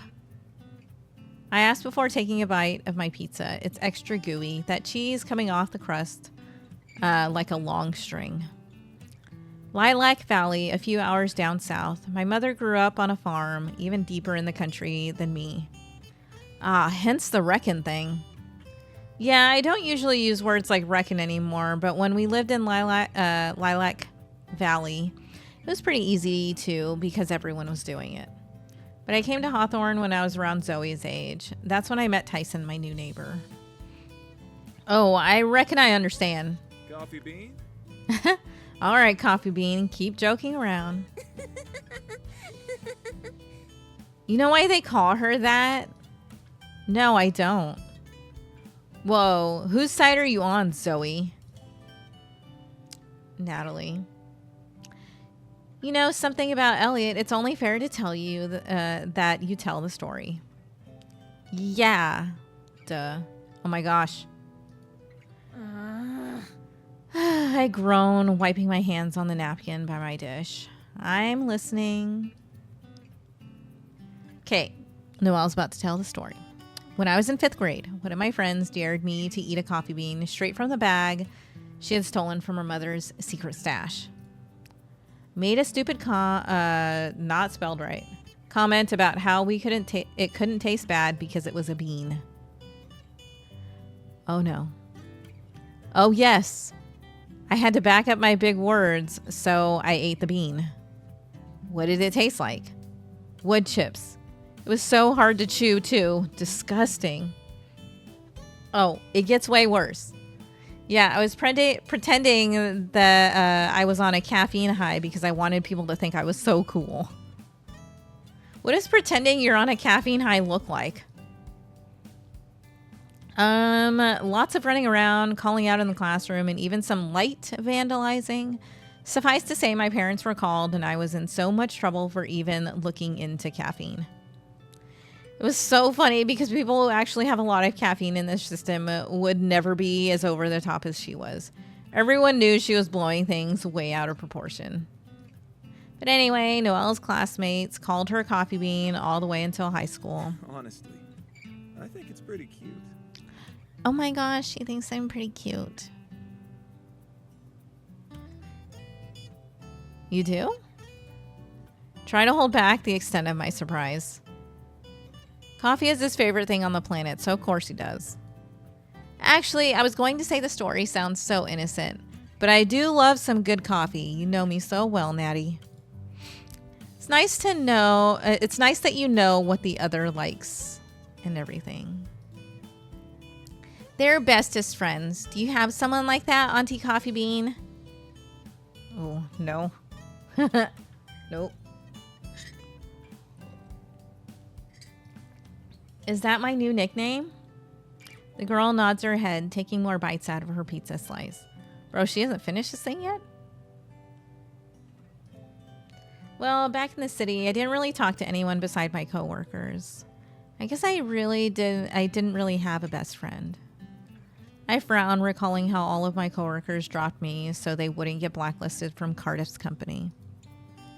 That makes me sad. It's okay. I didn't really have too much time to hang out with friends. Now you do, though.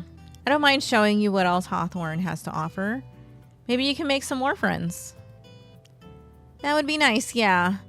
I plan on getting a new job, preferably sooner than later. I don't like having too much free time. Nonsense. You just left your job. You need some time to relax and adjust to your new home. I have to contribute somehow. Not yet, you don't. You can have time to explore what you want to do before jumping into another job. It feels strange not to work. Like, what am I going to do? Stay home all day? Explore. Have fun. Want to do something meaningful. Well, if you really want to keep busy, you can volunteer at the school and help me with the sets. I get them done a lot faster if I had a helper. I already told you I'm no good with my hands. How much help can I be? Even if you're just passing me things, it's helpful. Then you can pick me up on some days and bring me home from school. I like that idea. I guess I can try. Great. I'll talk to the principal tomorrow when I see her and make sure she knows that I'm bringing an assistant. Thanks. Yeah, thank you. Elliot nods, taking one of the square pizza slices with his fork and putting it in his mouth. I roll my eyes at the display, but he seems to find it all so amusing. This guy. Dinner is otherwise uneventful, and Elliot returns home after helping us clean up. Zoe runs off to bed with little protest, perhaps due to having a guest over for dinner to spice up the evening, and I settle back into my room for some peace and quiet. Today was a long day, but I'm beginning to feel at least a little bit more comfortable with how my future could turn out in Hawthorne. December 6th. Hold on.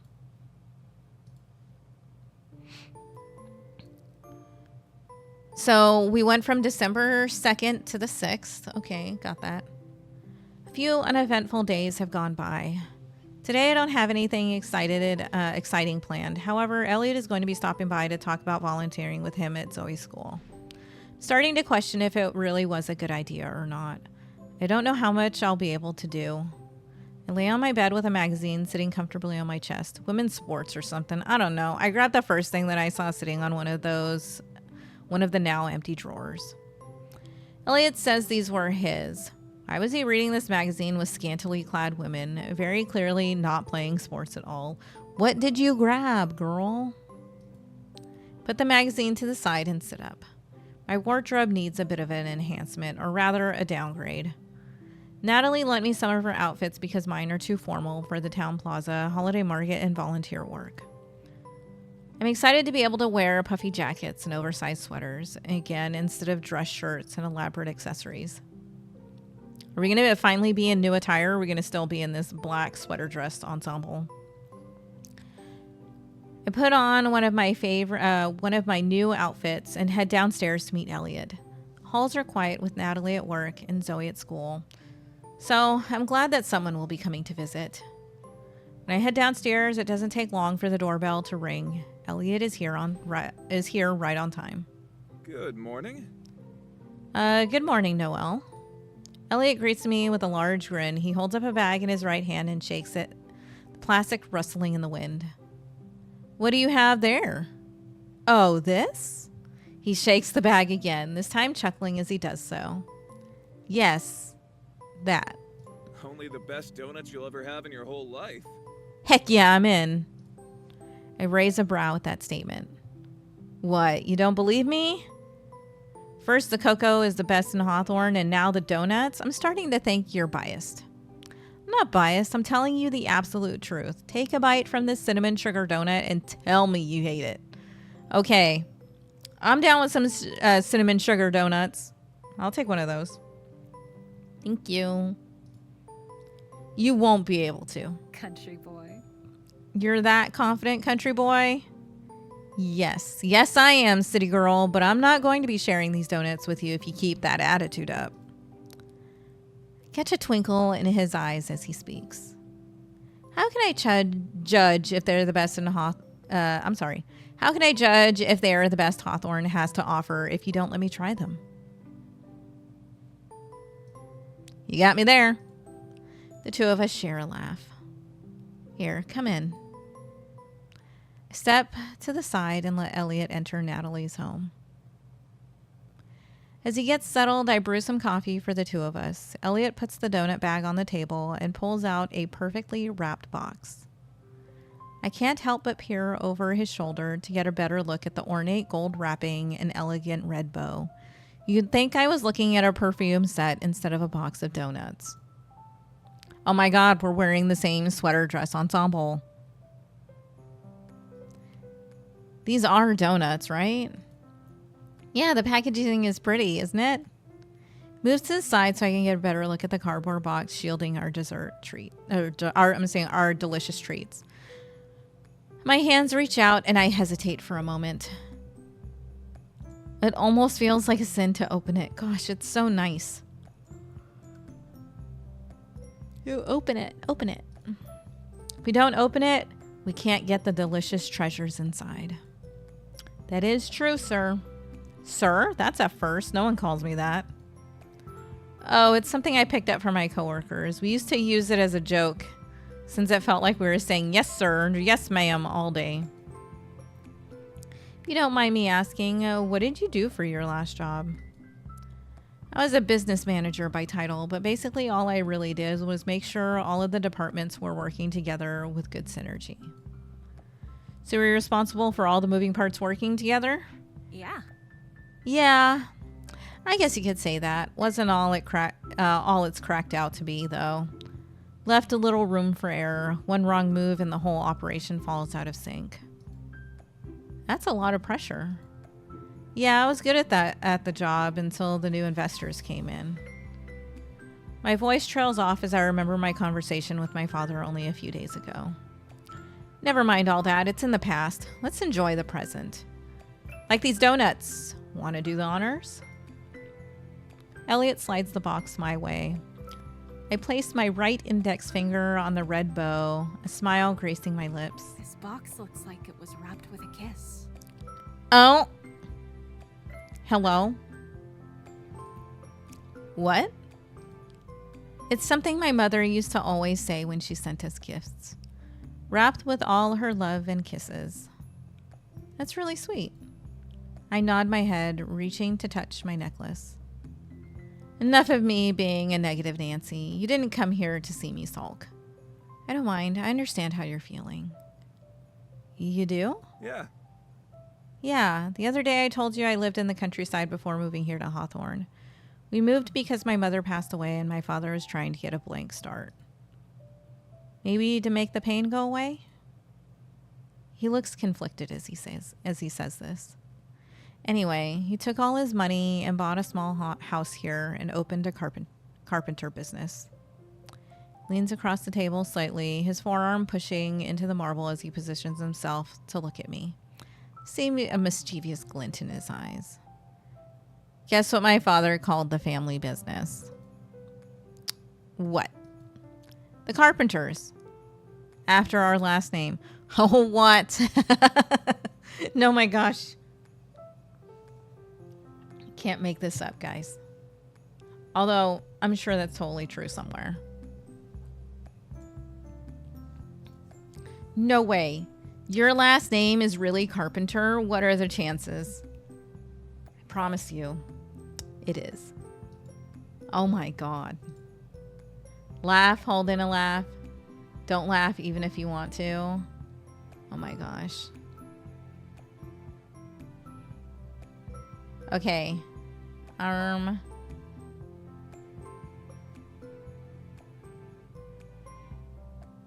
Don't laugh. No, let's. We have to do something. We can giggle. I place a hand over my mouth and look away from Elliot. I'm trying my hardest to hold in my laughter, but it's too funny. His last name being Carpenter, him being a carpenter, working in a business called The Carpenters. Don't you laugh at me. I'm not. I take a large gulp of air. Laughing. I swallow hard to keep my laughter down, but it's Elliot who breaks out into a laugh himself. It's a little funny. I appreciate you trying to spare my feelings, though. I nod and try to compose myself, letting a small giggle spill out. All right, enough of that. Let's open this bad boy up and have a donut before they get cold. Cold? You mean they're warm? Yes? How else are you supposed to eat donuts? These are freshly baked? Nothing like the donuts from the chain restaurants that stay on the shelf all day until they get stale. Okay, wait. No. The donut shop I go to, they're all freshly baked, but they like resupply all day. Have to. It's busy. Definitely nothing like that. These are made with love and wrapped. He looks at me for the dramatic effect.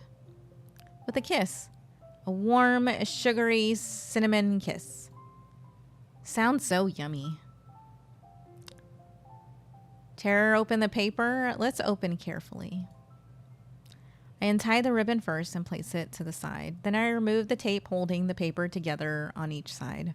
From there, I carefully unwrap the paper and fold it once the job is complete. Sorry. Sorry, I didn't really like tearing open the wrapping paper. Seems wasteful when someone spent so much time putting it together. Oh, I'm the same way. I keep the paper and his voice trails off. You might think I'm weird for this. Maybe, but try me anyway. I put them all in a box and I keep them in my closet. Sometimes I take them out and look at all the designs. It's like admiring art. Okay, I don't know about that, bro. Yeah, exactly. It's like admiring art. No, it's not. Anyways, Elliot and I almost devour the entire box of donuts ourselves. He's absolutely right. These things are delicious, but I have a heart, evidently, and decide to save some donuts for Zoe and Nat. Oh, poop. When we're done with our snack, the two of us wipe our hands and take a seat at the dining table not too far from the counter we were sitting at before. So let's talk about the school. That's why I buzzed you to begin with. Buzzed? Yeah, buzzed. What's wrong with that? Nothing. Nothing at all, Grandpa. Remember, you're older than me. Not by much. Just because I don't know what the cool kids are saying doesn't make me an old man. Yeah, it does, you boomer. It kind of does. Anyway, moving on. Right, the school. The principal is fine with you helping me out. If you still want to, that is. Don't feel pressured into anything. I don't have anything better to do with my time, but I really won't be much help. What do you mean? Making different parts of a project work together is your thing, right? Just what I need. I guess. I see you're not convinced, but I'll come pick you up whenever I go in to work on the sets, or we can take them back to my workshop. I'll do all the heavy lifting, but you can help me with ideas and some other things. What do you say? I'll give it a try. Zoe is excited about the opportunity more than I am. She won't stop talking about it. You're the cool aunt now. How does it feel? Actually, kind of good. Missed having my family around. I'm adjusting to living with others, but it's making me really happy. That's good to hear. Elliot's phone begins to ring and he frowns. That's probably a client. I should be on my way out. Thanks. Thanks for everything.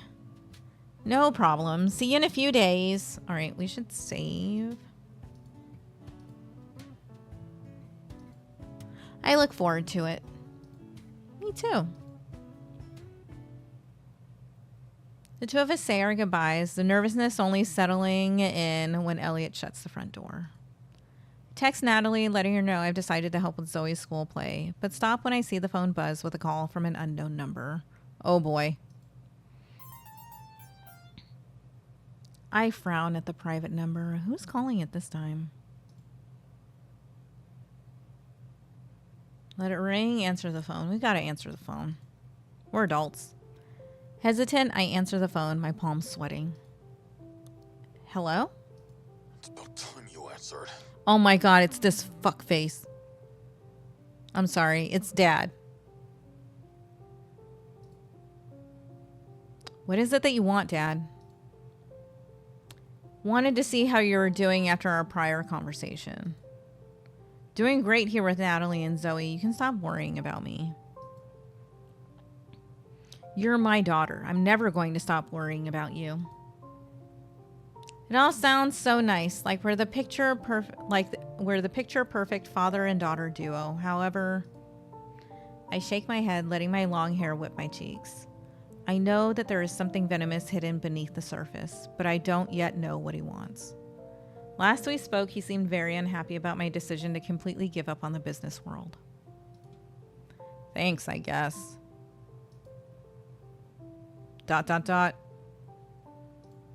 Silence falls between us, and I don't know what to tell the man on the other side of the phone. A man I haven't seen in years. I might not have made the effort to see him, but he hadn't either. Your mother isn't going to be coming home for Christmas. He says this suddenly, breaking the silence. I straighten up, holding the phone closer to my face as if it's going to change what he's saying. I mean, I know, yeah, she's in Germany, right? How is this different than any different than every other year? She never comes home. Neither do you kids. You leave your poor old father alone every year. You're the one who pushed me to the city and I'm sorry, let's start over. You're the one who pushed me to go to the city and take that ridiculous job offer. You're the one who encouraged me to work. So it's all my fault then? It didn't raise you well enough or give you a warm place to stay or push in the right direction, a recommendation to Mr. Cardiff for that life-changing opportunity? Yeah, because now you're guilt-tripping her. You're the worst. Don't do that. This very conversation has happened between the two of us multiple times. Over. I speak, he refuses to listen, and then he twists my words. Yeah, because he's a manipulative dickhead. By the way, don't be like this. Don't be a parent like this. It's always a losing battle. I don't know why I bother trying to defend myself. Is this all you called for? Because I have to go. Go do what, Noel? You've got no job and you're living in your older sister's house. Do you expect me to support you and her daughter? I can feel the tears sting my eyes. See, this dickhead. Come back to the city. Cardiff has agreed to remove your name from the blacklist. You won't be able to work with bigger companies, but you can go to a no-name brand and work your way back up. Your career is still salvageable. I don't want that career. I never wanted it. I'll find something out here. I won't be a burden to Nat. No, only a burden to me. Okay, then fuck off. Like, what? Take a look around you, Dad. All of your kids and even your wife is gone. Maybe we aren't the ones in the wrong. With all that, with all that, I hang up, tossing my phone onto the table. The tears are still falling down my eyes as I fight to steady my breathing. I can't let him get to me. Decide to head out for a breath of fresh air. I walk forward, my feet dragging me in a familiar direction. The park is a refreshing sight with people walking around and chatting. According to the signs, the marketplace will be up all month long. Maybe I can come here with Zoe and Natalie? Take a seat on one of the vacant benches and look out onto the crowd of people. My eye catches a parent and child, the young girl riding on the father's shoulders, both wearing smiles. Excuse me, not what you want to see. My father and I used to have such a relationship, but now that I am older, everything is strained. My father has put an unhealthy amount of expectations on my shoulders, and yet, despite all of that anger that's boiling inside of me, I still don't hate him. My heart weeps and longs for the times we shared when we were both younger. That was when there wasn't talk of how much money I earn, how important my job is, or how much of a burden I am. I kick my feet up, remembering the time I fell down on the pavement after running too excitedly to see my mother on one of her return trips. I skidded my knee across the ground and got a big cut. Cried so hard, but my father knelt down by my side and held me in his arms, rocking me until I calmed down. He cares. I know he does. Ugh, my thoughts are interrupted by my phone's loud ringing. I contemplate ignoring it, but I don't think it's my father calling me back when he knows I'm so angry. Take the device from my pocket and look at the caller ID. Natalie. Natalie? Natalie doesn't usually call me until she's on her way home from work or picking up Zoe. It's way too early for that. I answer almost immediately. Hello? Hey, Noel. Hey, Noel, where are you right now? I'm at the park. Why? I just got home. I see the donuts on the table, but not you. Are you with Elliot? No, he left about an hour ago. Why are you home so early? Dad called, so I left work to sort everything out. Oh my gosh, you too? Why won't he leave me alone? I let out a heavy sigh. I think he's genuinely worried. What did he say? Well, that's what I wanted to talk to you about in person. I guess I'll come home soon then. Pit of dread fills my stomach. I don't want to go back. Not yet. No, stay out there. I'll come to you. I think I could use a change of scenery, and I haven't visited the holiday market yet. I'll be there in about 15 minutes. Wait for me. Aye, aye, Captain. Love you. See you soon. Love you. Love you too. Phone hangs up with a click, and I pull my jacket around myself, trying to keep the warmth close to my chest.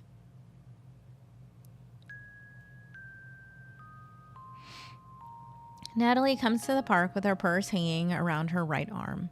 Watches it bobs back and forth when she approaches. You're here. Yeah, sorry I'm late. I texted Elliot to pick up Zoe just in case we run over time. Oh no, you have a lot to say, don't you? She takes a seat next to me on the bench. Maybe. But you may have a lot to say as well. Dad certainly did. You know, he's very hurt by what you did. What did I do? I know what he's angry about, but I want to know if he told Natalie the truth or not. She shakes her head with a frown, eyes downcast on her lap. Left your job in the city to come here with me because you were let go when the company resized, right? Right? So then why does Dad say when you were fired? I don't bother trying to hide it anymore. Because I was fired. I frowned, turning my head to the side to avoid contact with her. So you lied to me. I didn't want to hear a lecture about how I lost a great opportunity. I wanted you to think I had no other choice but to leave. I would support you in any decision that you make, Noel. Yeah, 'cause you're family. Yeah, well, sometimes I get scared. It seems like I'm only ever praised when I'm excelling in the avenues I hate. I don't feel like me anymore. It's like I was just in a hollow shell, going to work every day, going through the motions because I had to. Yeah, I mean, work feels like that, right? I waved my phone in the chilly air. Dad called me last week on BookBook. We talked about me being fired and how I made him look bad to Mr. Cardiff. But he wouldn't let me explain why I got fired. I didn't even do anything wrong. I was literally just doing my job the right way, but by doing so, it exposed some shady people and bad business numbers. Dad doesn't care, though. He just cares that I'm now blacklisted from all these big companies, blah, blah, blah. I'm sorry you have to deal with that. Dad was always so stubborn. He never really let us pick up the life we wanted for ourselves, did he? No, he didn't, which is why I was hesitant when he called again today. Did you answer? Against my better judgment, yeah. He told me that he was disappointed in me, but he had an amazing opportunity for me to get my foot back in the door in the corporate world. But you don't want that. Not at all, and I don't want to go back to the city. But I also know that I can't stay here forever. Sure you can if you want to. No, I can't. I'll be burdening you. I don't have a job to pull my weight. Frown sits atop my face, a disgusting feeling taking over my body as I recall my father's earlier words. Are you kidding me? You just got here. How are you worrying about a job already? I want you to enjoy the holidays. Food isn't cheap, and you're paying for more things because of me. I have to use I used to have 3 people living in my house, Noel. And 2 incomes, probably. Is that really what's bothering you? That I'll have to buy you food sometimes? Well, Dad said. My voice trails off because she can already guess. It's the same tired speech he's been reciting for years about my older sister Nala and her dependence on her husband's salary. Dad doesn't own my finances. I'll do whatever I please. I don't think you're a burden. You're helping me out in more ways than you could imagine. Really? Of course. It's so nice having someone else to talk to, and Zoe seems to feel the same way. That's worth more than some rent, you know. Well, I still want to make some money and pull my own weight. I'm going to get a job here. When the holidays are over. You haven't really gotten a chance to celebrate like we used to when we were younger, and I think Zoe could use the company as well. Fine, but after, I'm totally going to get a job. Okay, Natalie says, so long as you enjoy it. She takes a hold of my gloved hand and squeezes it. I've really missed being with Natalie. Our struggles have grown with us. However, when we're together, the insurmountable expectations feel beatable. We still have some time before Zoe gets out of school. You thinking what I'm thinking? What are you thinking? Let's go check out some of these holiday market stalls. I haven't had a chance yet. Oh, let me show you some of the stalls I visited with Elliot. Oh yeah, let me show you some of these stalls I visited with Elliot, my new boyfriend, not boyfriend. You two seem to be getting along well. That's great. Yeah. Yeah, thankfully I was afraid that maybe I wouldn't make any friends here. Be like living in the city all over again. You didn't have any friends there at all? I shrugged my shoulders. I'd get drinks with coworkers sometimes, but never anything more. Not like texting about personal lives or anything. Hanging out with Elliot is refreshing. There's someone to talk to about things other than work. That's good. Soon you'll be a regular member of the Hawthorne community. But just so you know, I see a mischievous glint in her eyes. Oh, nar. Elliot is single. He's been on the market for a while, too. So I imagine he'd be open to dating a nice girl. I'm not a nice girl.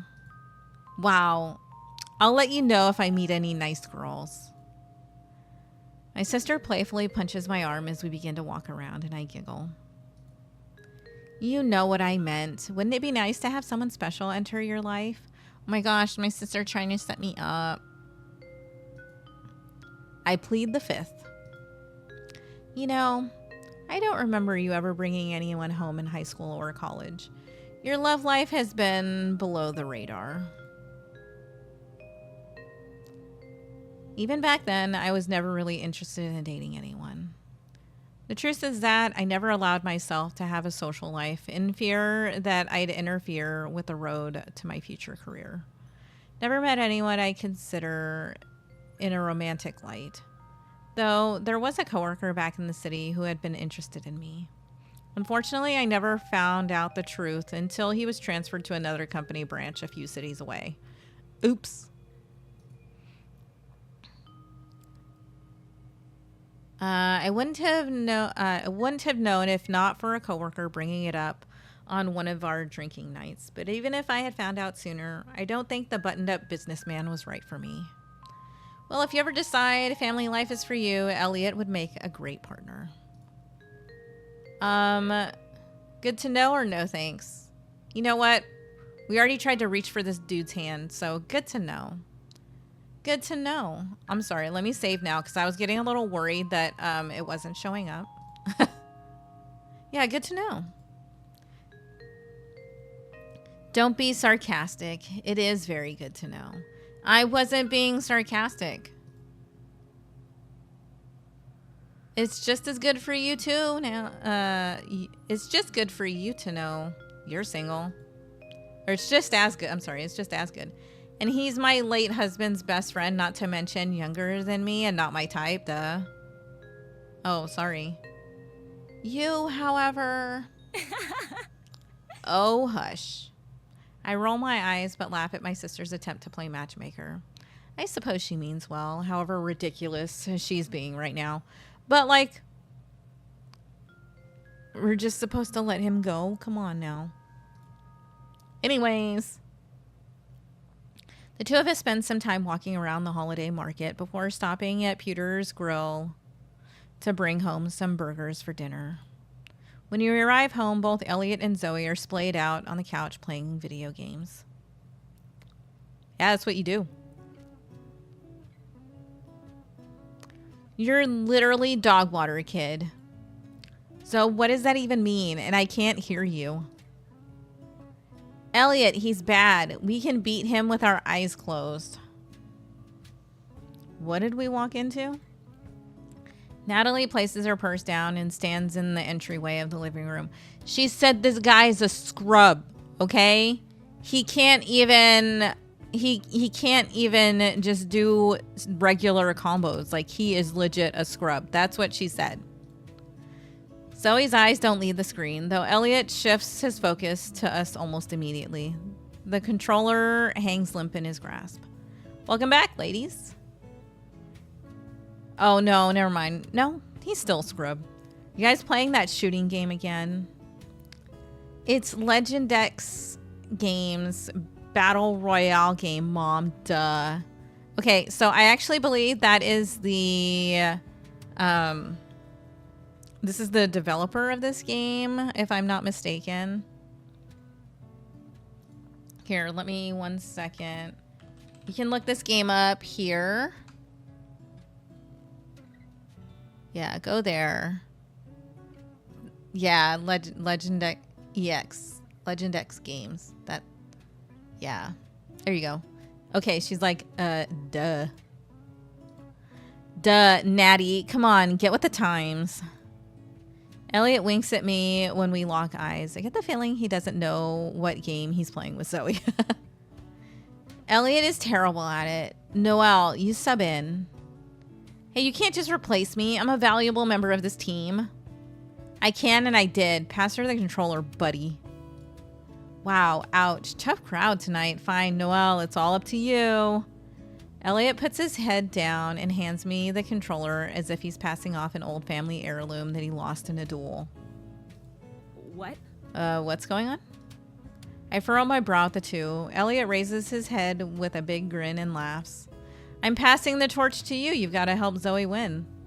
Absolutely not. I haven't played a video game that wasn't on my phone in years. Sounds like a lot of excuses, Noel. You only have to shoot the bad guys. No. Nope. Shut that down, young lady. Have you finished your homework? Oh, no, she's in trouble.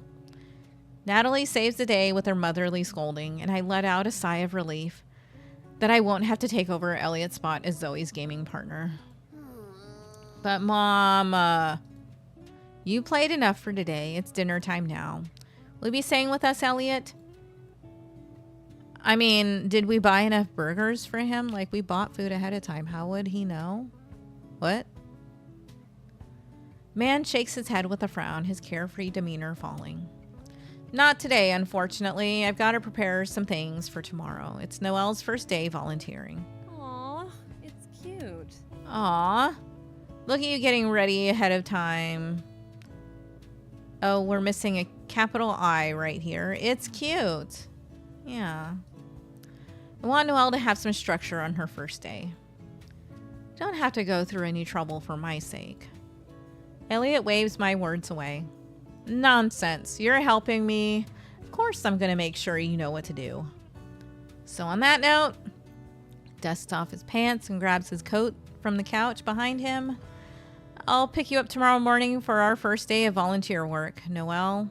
Make sure you get a good night's rest because we've got a lot to do. I'm looking forward to it. Apprehension fills my gut the more I think about working on sets for a school play. I've never done anything like it. I don't know where to begin. Looking forward to finally having an apprentice.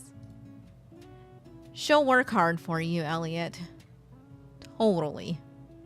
I'm convinced she will. He chuckles. I'll see you ladies another time. Ellie! Night, Ellie. Bye, Elle. See ya. Cute. Once Elliot leaves, it's an uneventful night as me, Nat, and Zoe eat our takeout food. We end up heading to bed early for the night with our full stomachs. December 7th. Whoa, December 6th was a long-ass day. Hold on, let's save.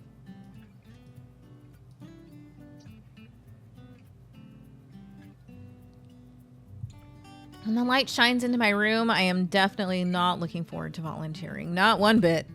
Oops. Ugh. Sleeping in was so nice. It's not as early when I take Zoe to school, but I still don't want to leave my warm bed. Pull the plush comforter over my body and snuggle it closer to my chest. Natalie has already gone to work and Zoe is at school. What's stopping me from staying in bed all day and not going to volunteer? Your conscience. Oh, right. Ellie is coming to pick me up, so I have no excuse. After a few moments, I forced myself out of bed. Thankfully, I thought ahead and had my outfit laid out the night before, so I'm able to get dressed rather quickly. I've gotten no phone calls from my father since the last, and I'm a little apprehensive about it. I don't know whether I got my point across or if I hurt him and prevented us from speaking anymore. Who cares?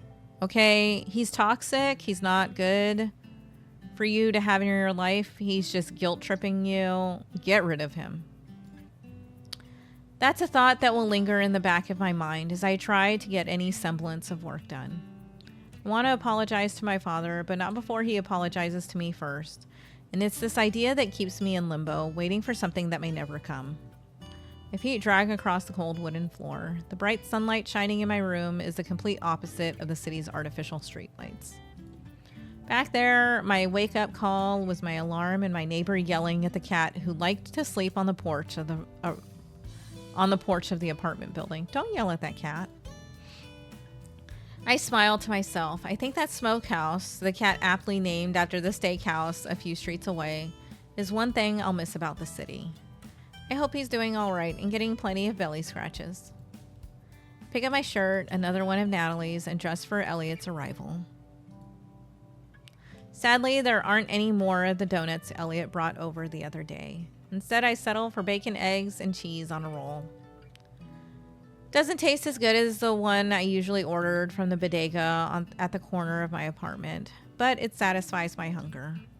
When I'm done eating, I sit down and scroll through the BookBook app to see if my mother has posted anything new from her trip, but there's nothing from her. However, Neve has posted some pictures from a friend's house and in some small town. There's one picture of his that catches my eye, him kissing another man on the cheek. I hadn't even known Neve was gay, let alone seeing someone. She was like, oh my gosh, my brother is doing things. Look at him go. This is where you are proud of him. Uh-oh. I frown as a nasty feeling bubbles up inside of me. Jealousy? Guilt? Regret? Rejection? I don't know. Still, I leave a kissing emoji at the bottom of the picture to let Neve know I'm keeping up with his updates. Neve adds a heart reaction to it almost immediately, but doesn't write anything back.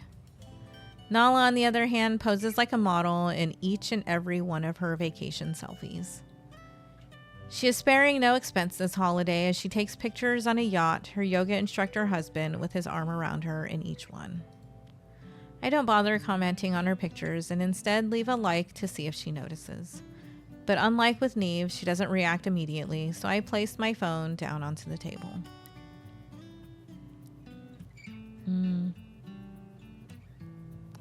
Perhaps I should take a picture to upload on my page. My siblings can see what I'm doing. They'd probably be shocked that I'm enjoying myself in Hawthorne.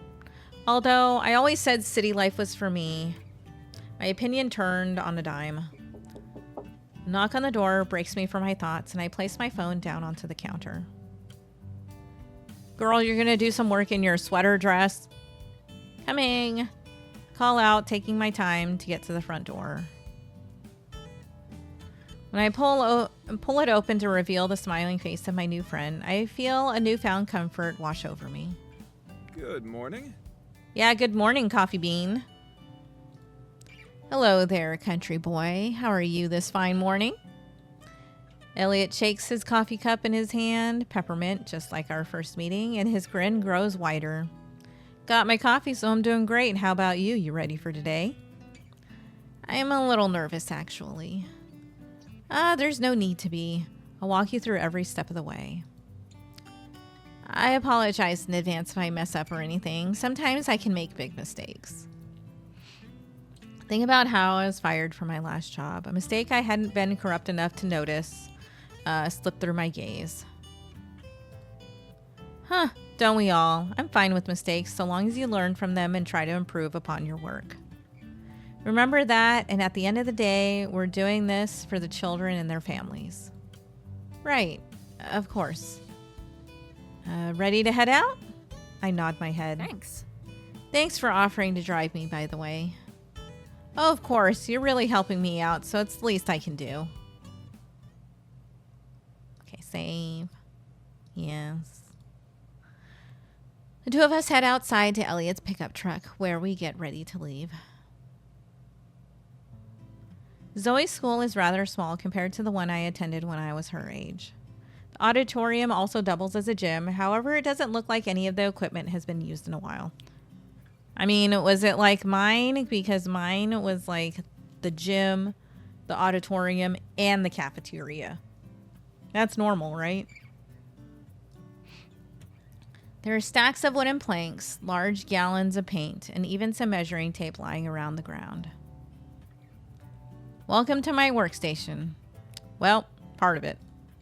I do the fancy cutting work at home because I don't want to bring any power tools to a school, even if the auditorium is off limits for a bit. Oh, that's smart.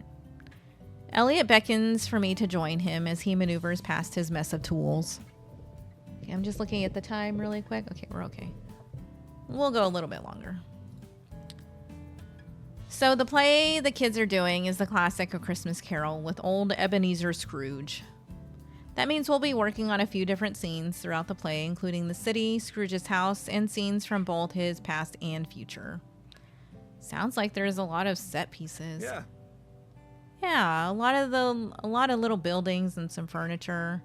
I've been doing things scene by scene, and the other day I sawed out and sanded the town buildings.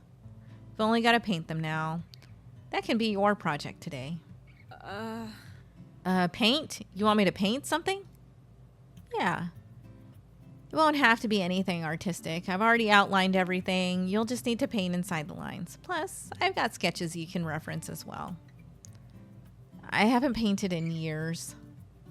It's nothing inherently tough. You'll be fine. If you say so, but I'm not thoroughly convinced. Only one way to find out, right? Elliot walks to the far left corner of the room where a few set pieces are leaned against the wall.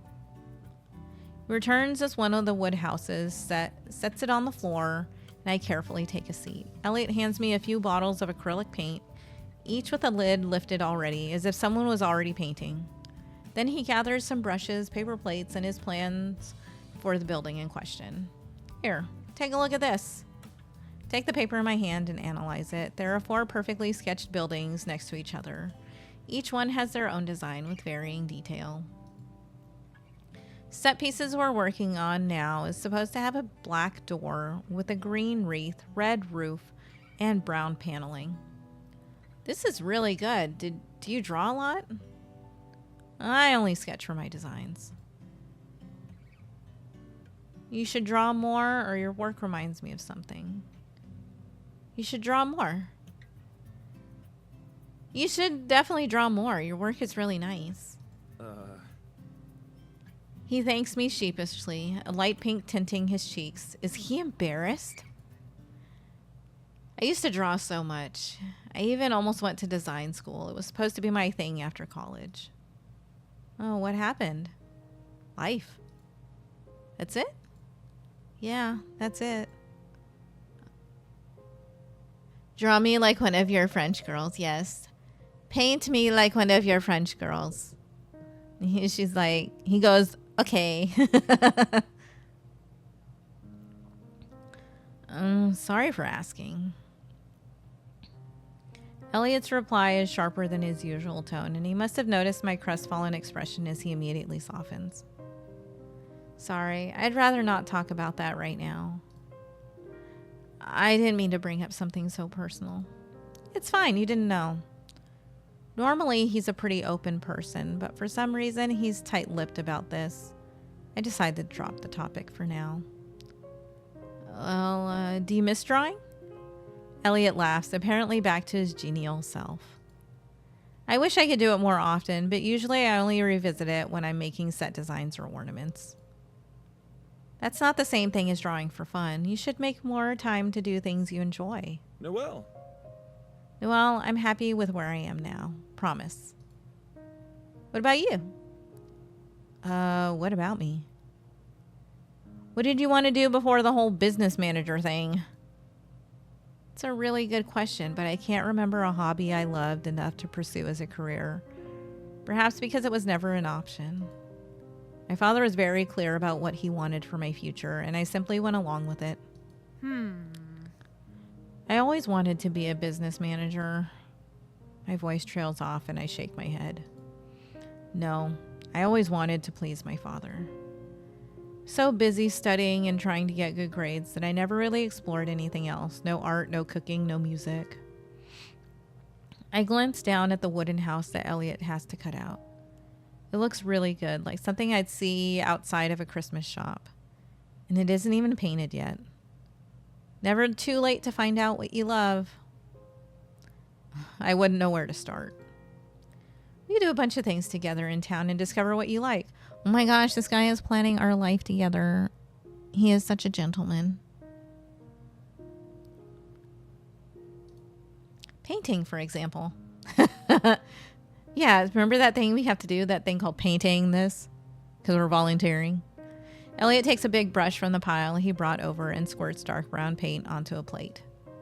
He dips his brush into it and then runs it down an empty spot on the wooden plank before offering it the brush.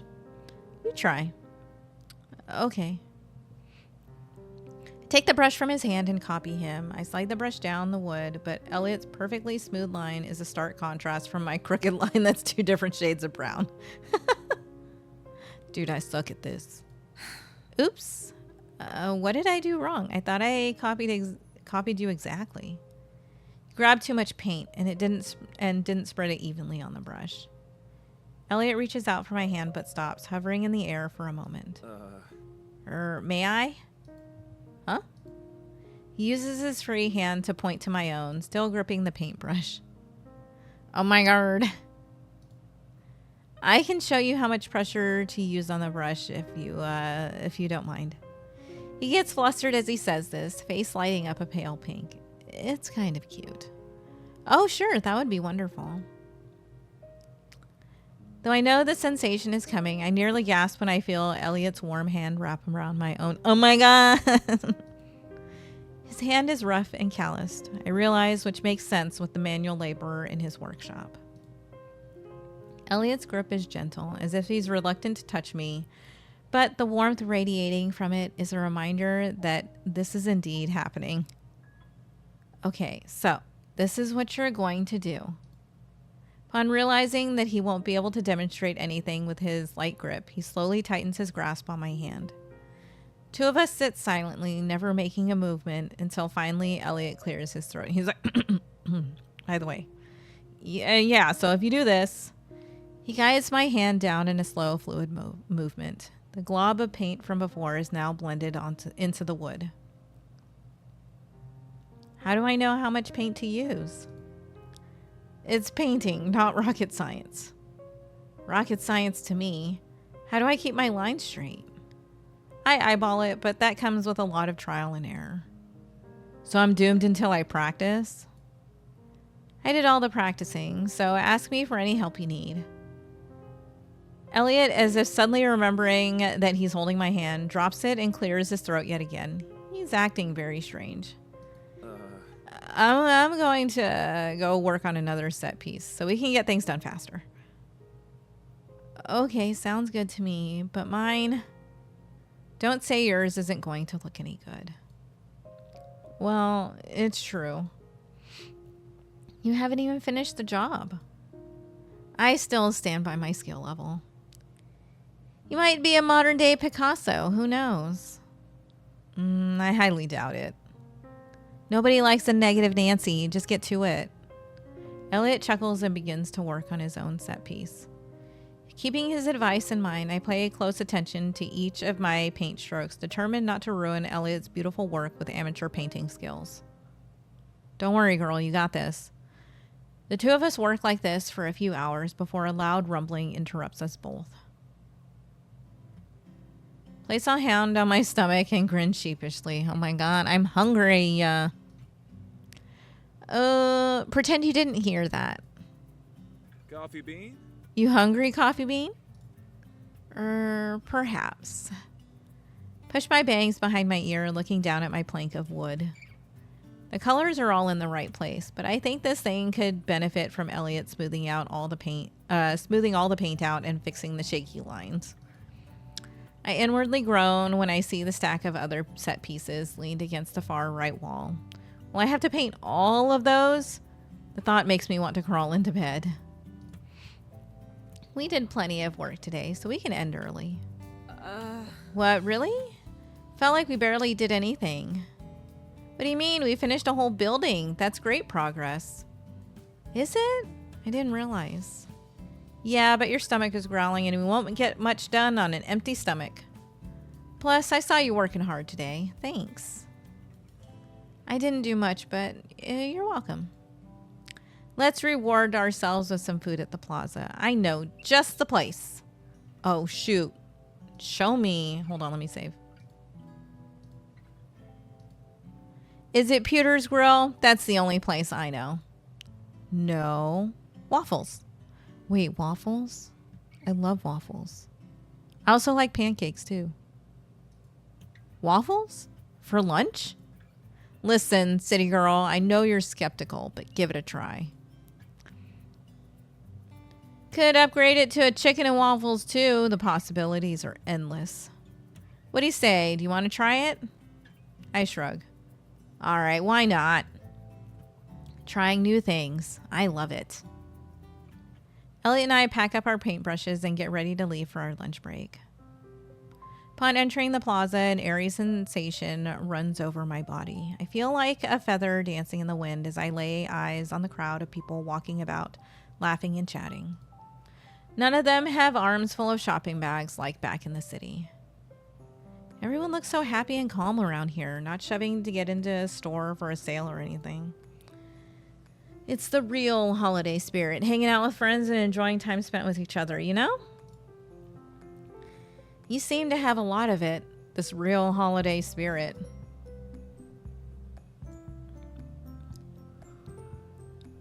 Ooh, sorry, just yawning. Yeah, Christmas is my favorite holiday. I love it so much. Excuse me. What do you love about it? That everyone comes together as a community, even if the community isn't blood related or friends.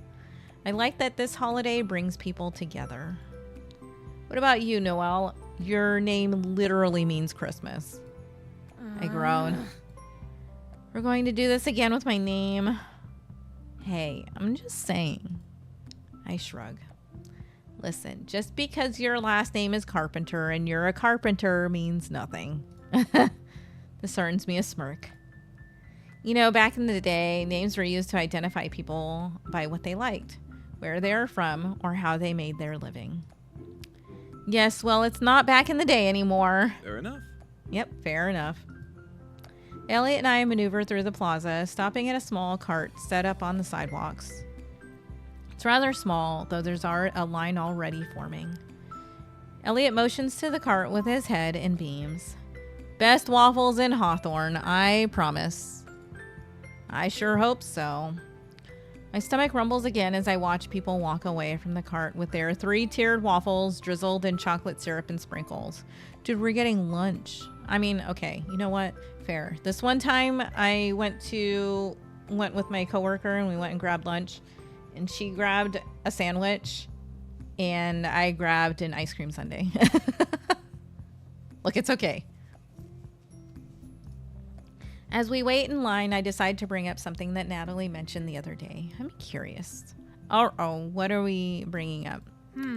So you and Natalie, I begin fumbling with my fingers. I instantly regret bringing up the topic as nervousness washes over me. What about me and Natalie? You're not going to ask why we aren't seeing each other yet, are you? No. The word leaves my mouth as a squeak, and I push a stray piece of hair behind my ear. Did you think your sister and I would make a good couple when you first saw us together? There's no use lying to the man. I nod my head. You don't think so? Your personalities mesh pretty well together. You're both responsible, loyal, and like to have fun. I could argue that those traits apply to you as well. Me? No way. I'm not responsible, loyal, or fun-loving. Elliot places a hand on his chin as if he's deep in thought, and then winks in my direction. You're pretty good with Zoe, or so Natty has told me. That counts as responsibility. I definitely think you're loyal to your family, too. You can't make that assertion. You've only seen me a few times. Sure I can. Natty always tells me the story about how you fought a kid who was bullying her when you were both children. No way she told you that story. My eyes widen. Oh, she definitely did. I remember her telling me that some girl was making fun of Natty's clothes in school, and you literally punched the older girl. I laugh thinking about the memory. Yeah, you decked her, bro. In hindsight, violence was certainly not the answer, but I was so angry that the girl would even think to say something about Nat that I threw a punch. You know, my dad was so angry. I was grounded with no TV for 2 weeks. Never did that, and never did it again after that. Sounds pretty loyal to me. Yeah, but that was the past. I'm not the same person anymore. I don't bring up the consequences of my actions over the last 8 years in neglecting my family. Could have stayed loyal to them and reached out. A simple message on BookBook would have been enough, but I was so focused on my career. I don't think you can lose a trait like loyalty. If you say so. Let's agree to disagree. What about the last one? Fun-loving. That's an easy one. You're here, aren't you? He motions to the plaza around us. What? Huh? I don't follow. You're trying all new things and new places in Hawthorne. You're open to having a good time. That's not the same thing. I think it is. You and your sister share other similarities too. You're both really funny and make me laugh. So yeah, according to your logic, you and I would make a good pair because we share qualities, don't you think? Oh, okay. No, we're going for it. We say we would. We would.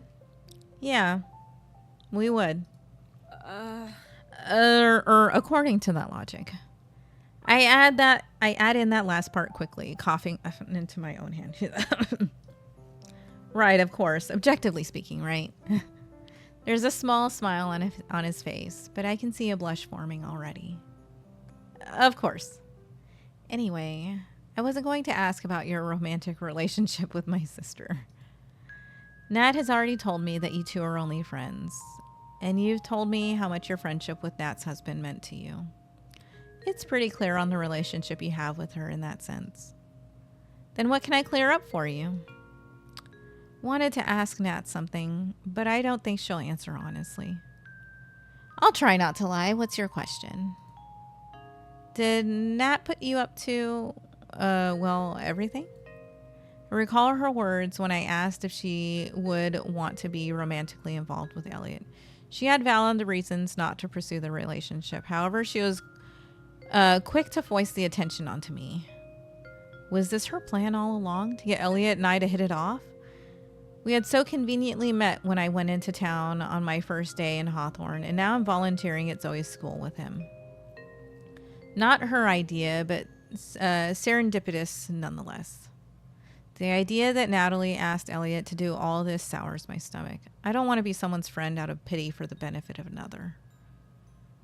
What do you mean? Elliot tilts his head to the side and frowns.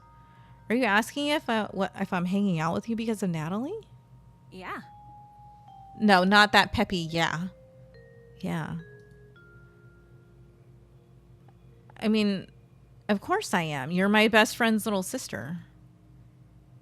He says it as if his admission is obvious. I feel a gut-wrenching punch delivered to my stomach as Elliot finishes his thoughts. Oh, okay.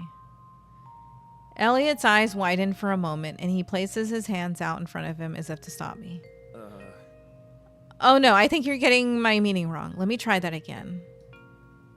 Natty is my best friend. She's like family, so it's natural I'd find myself drawn to spending time with her family. But if I met you in another place under different circumstances, I think I'd still want to pursue a friendship with you. You're saying that now. I'm saying that because it's true. It's not like Natalie told me I had to be your friend. She merely mentioned you were coming to town. The rest is your fault. Don't look so shocked. You can't come to a new town, be friendly, funny, and cute, and expect me to just not talk to you. I'm sorry. I'm a simple man. I see a nice girl and I want to be her friend, relation to Natalie or not. You can't be serious. Yo, he said you're cute. That should be enough. Feel the heat rising up to my cheeks as his words settle in the air. Elliot thinks I'm friendly, funny, and cute? I like spending time with you, Noel.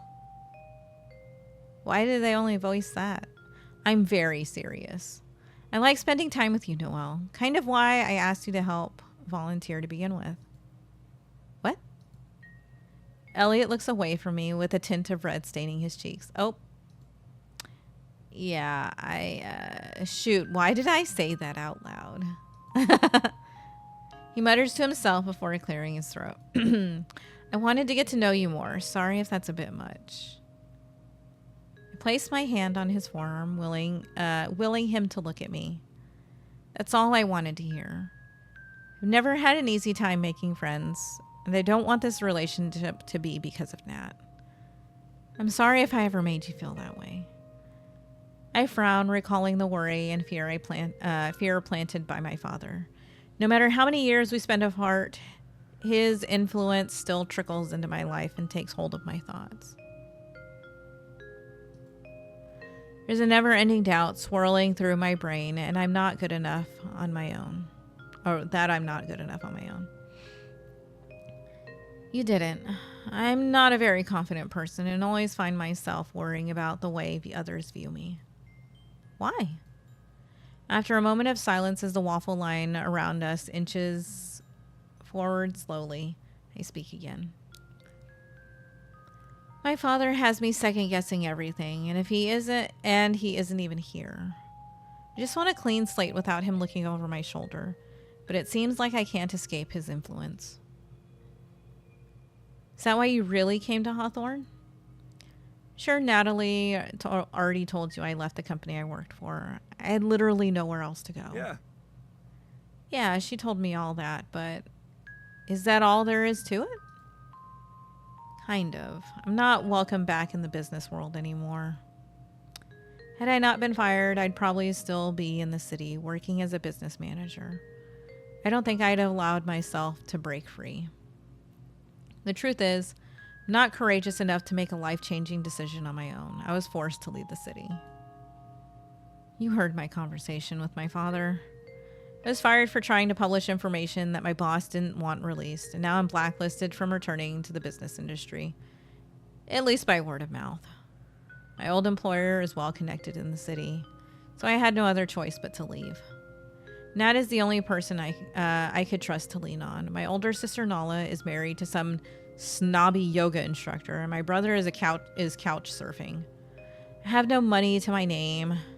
I wasn't going to my father to ask for help. Maybe you weren't brave enough back then, but you are now. You're beginning to live your own life. I'm trying, at least. That's half the battle. Keep on fighting, Noel. And I'm here for you if you need me. I open my mouth to thank him, but Elliot points to the empty spot in front of the waffle vendor. It's time for us to order our food.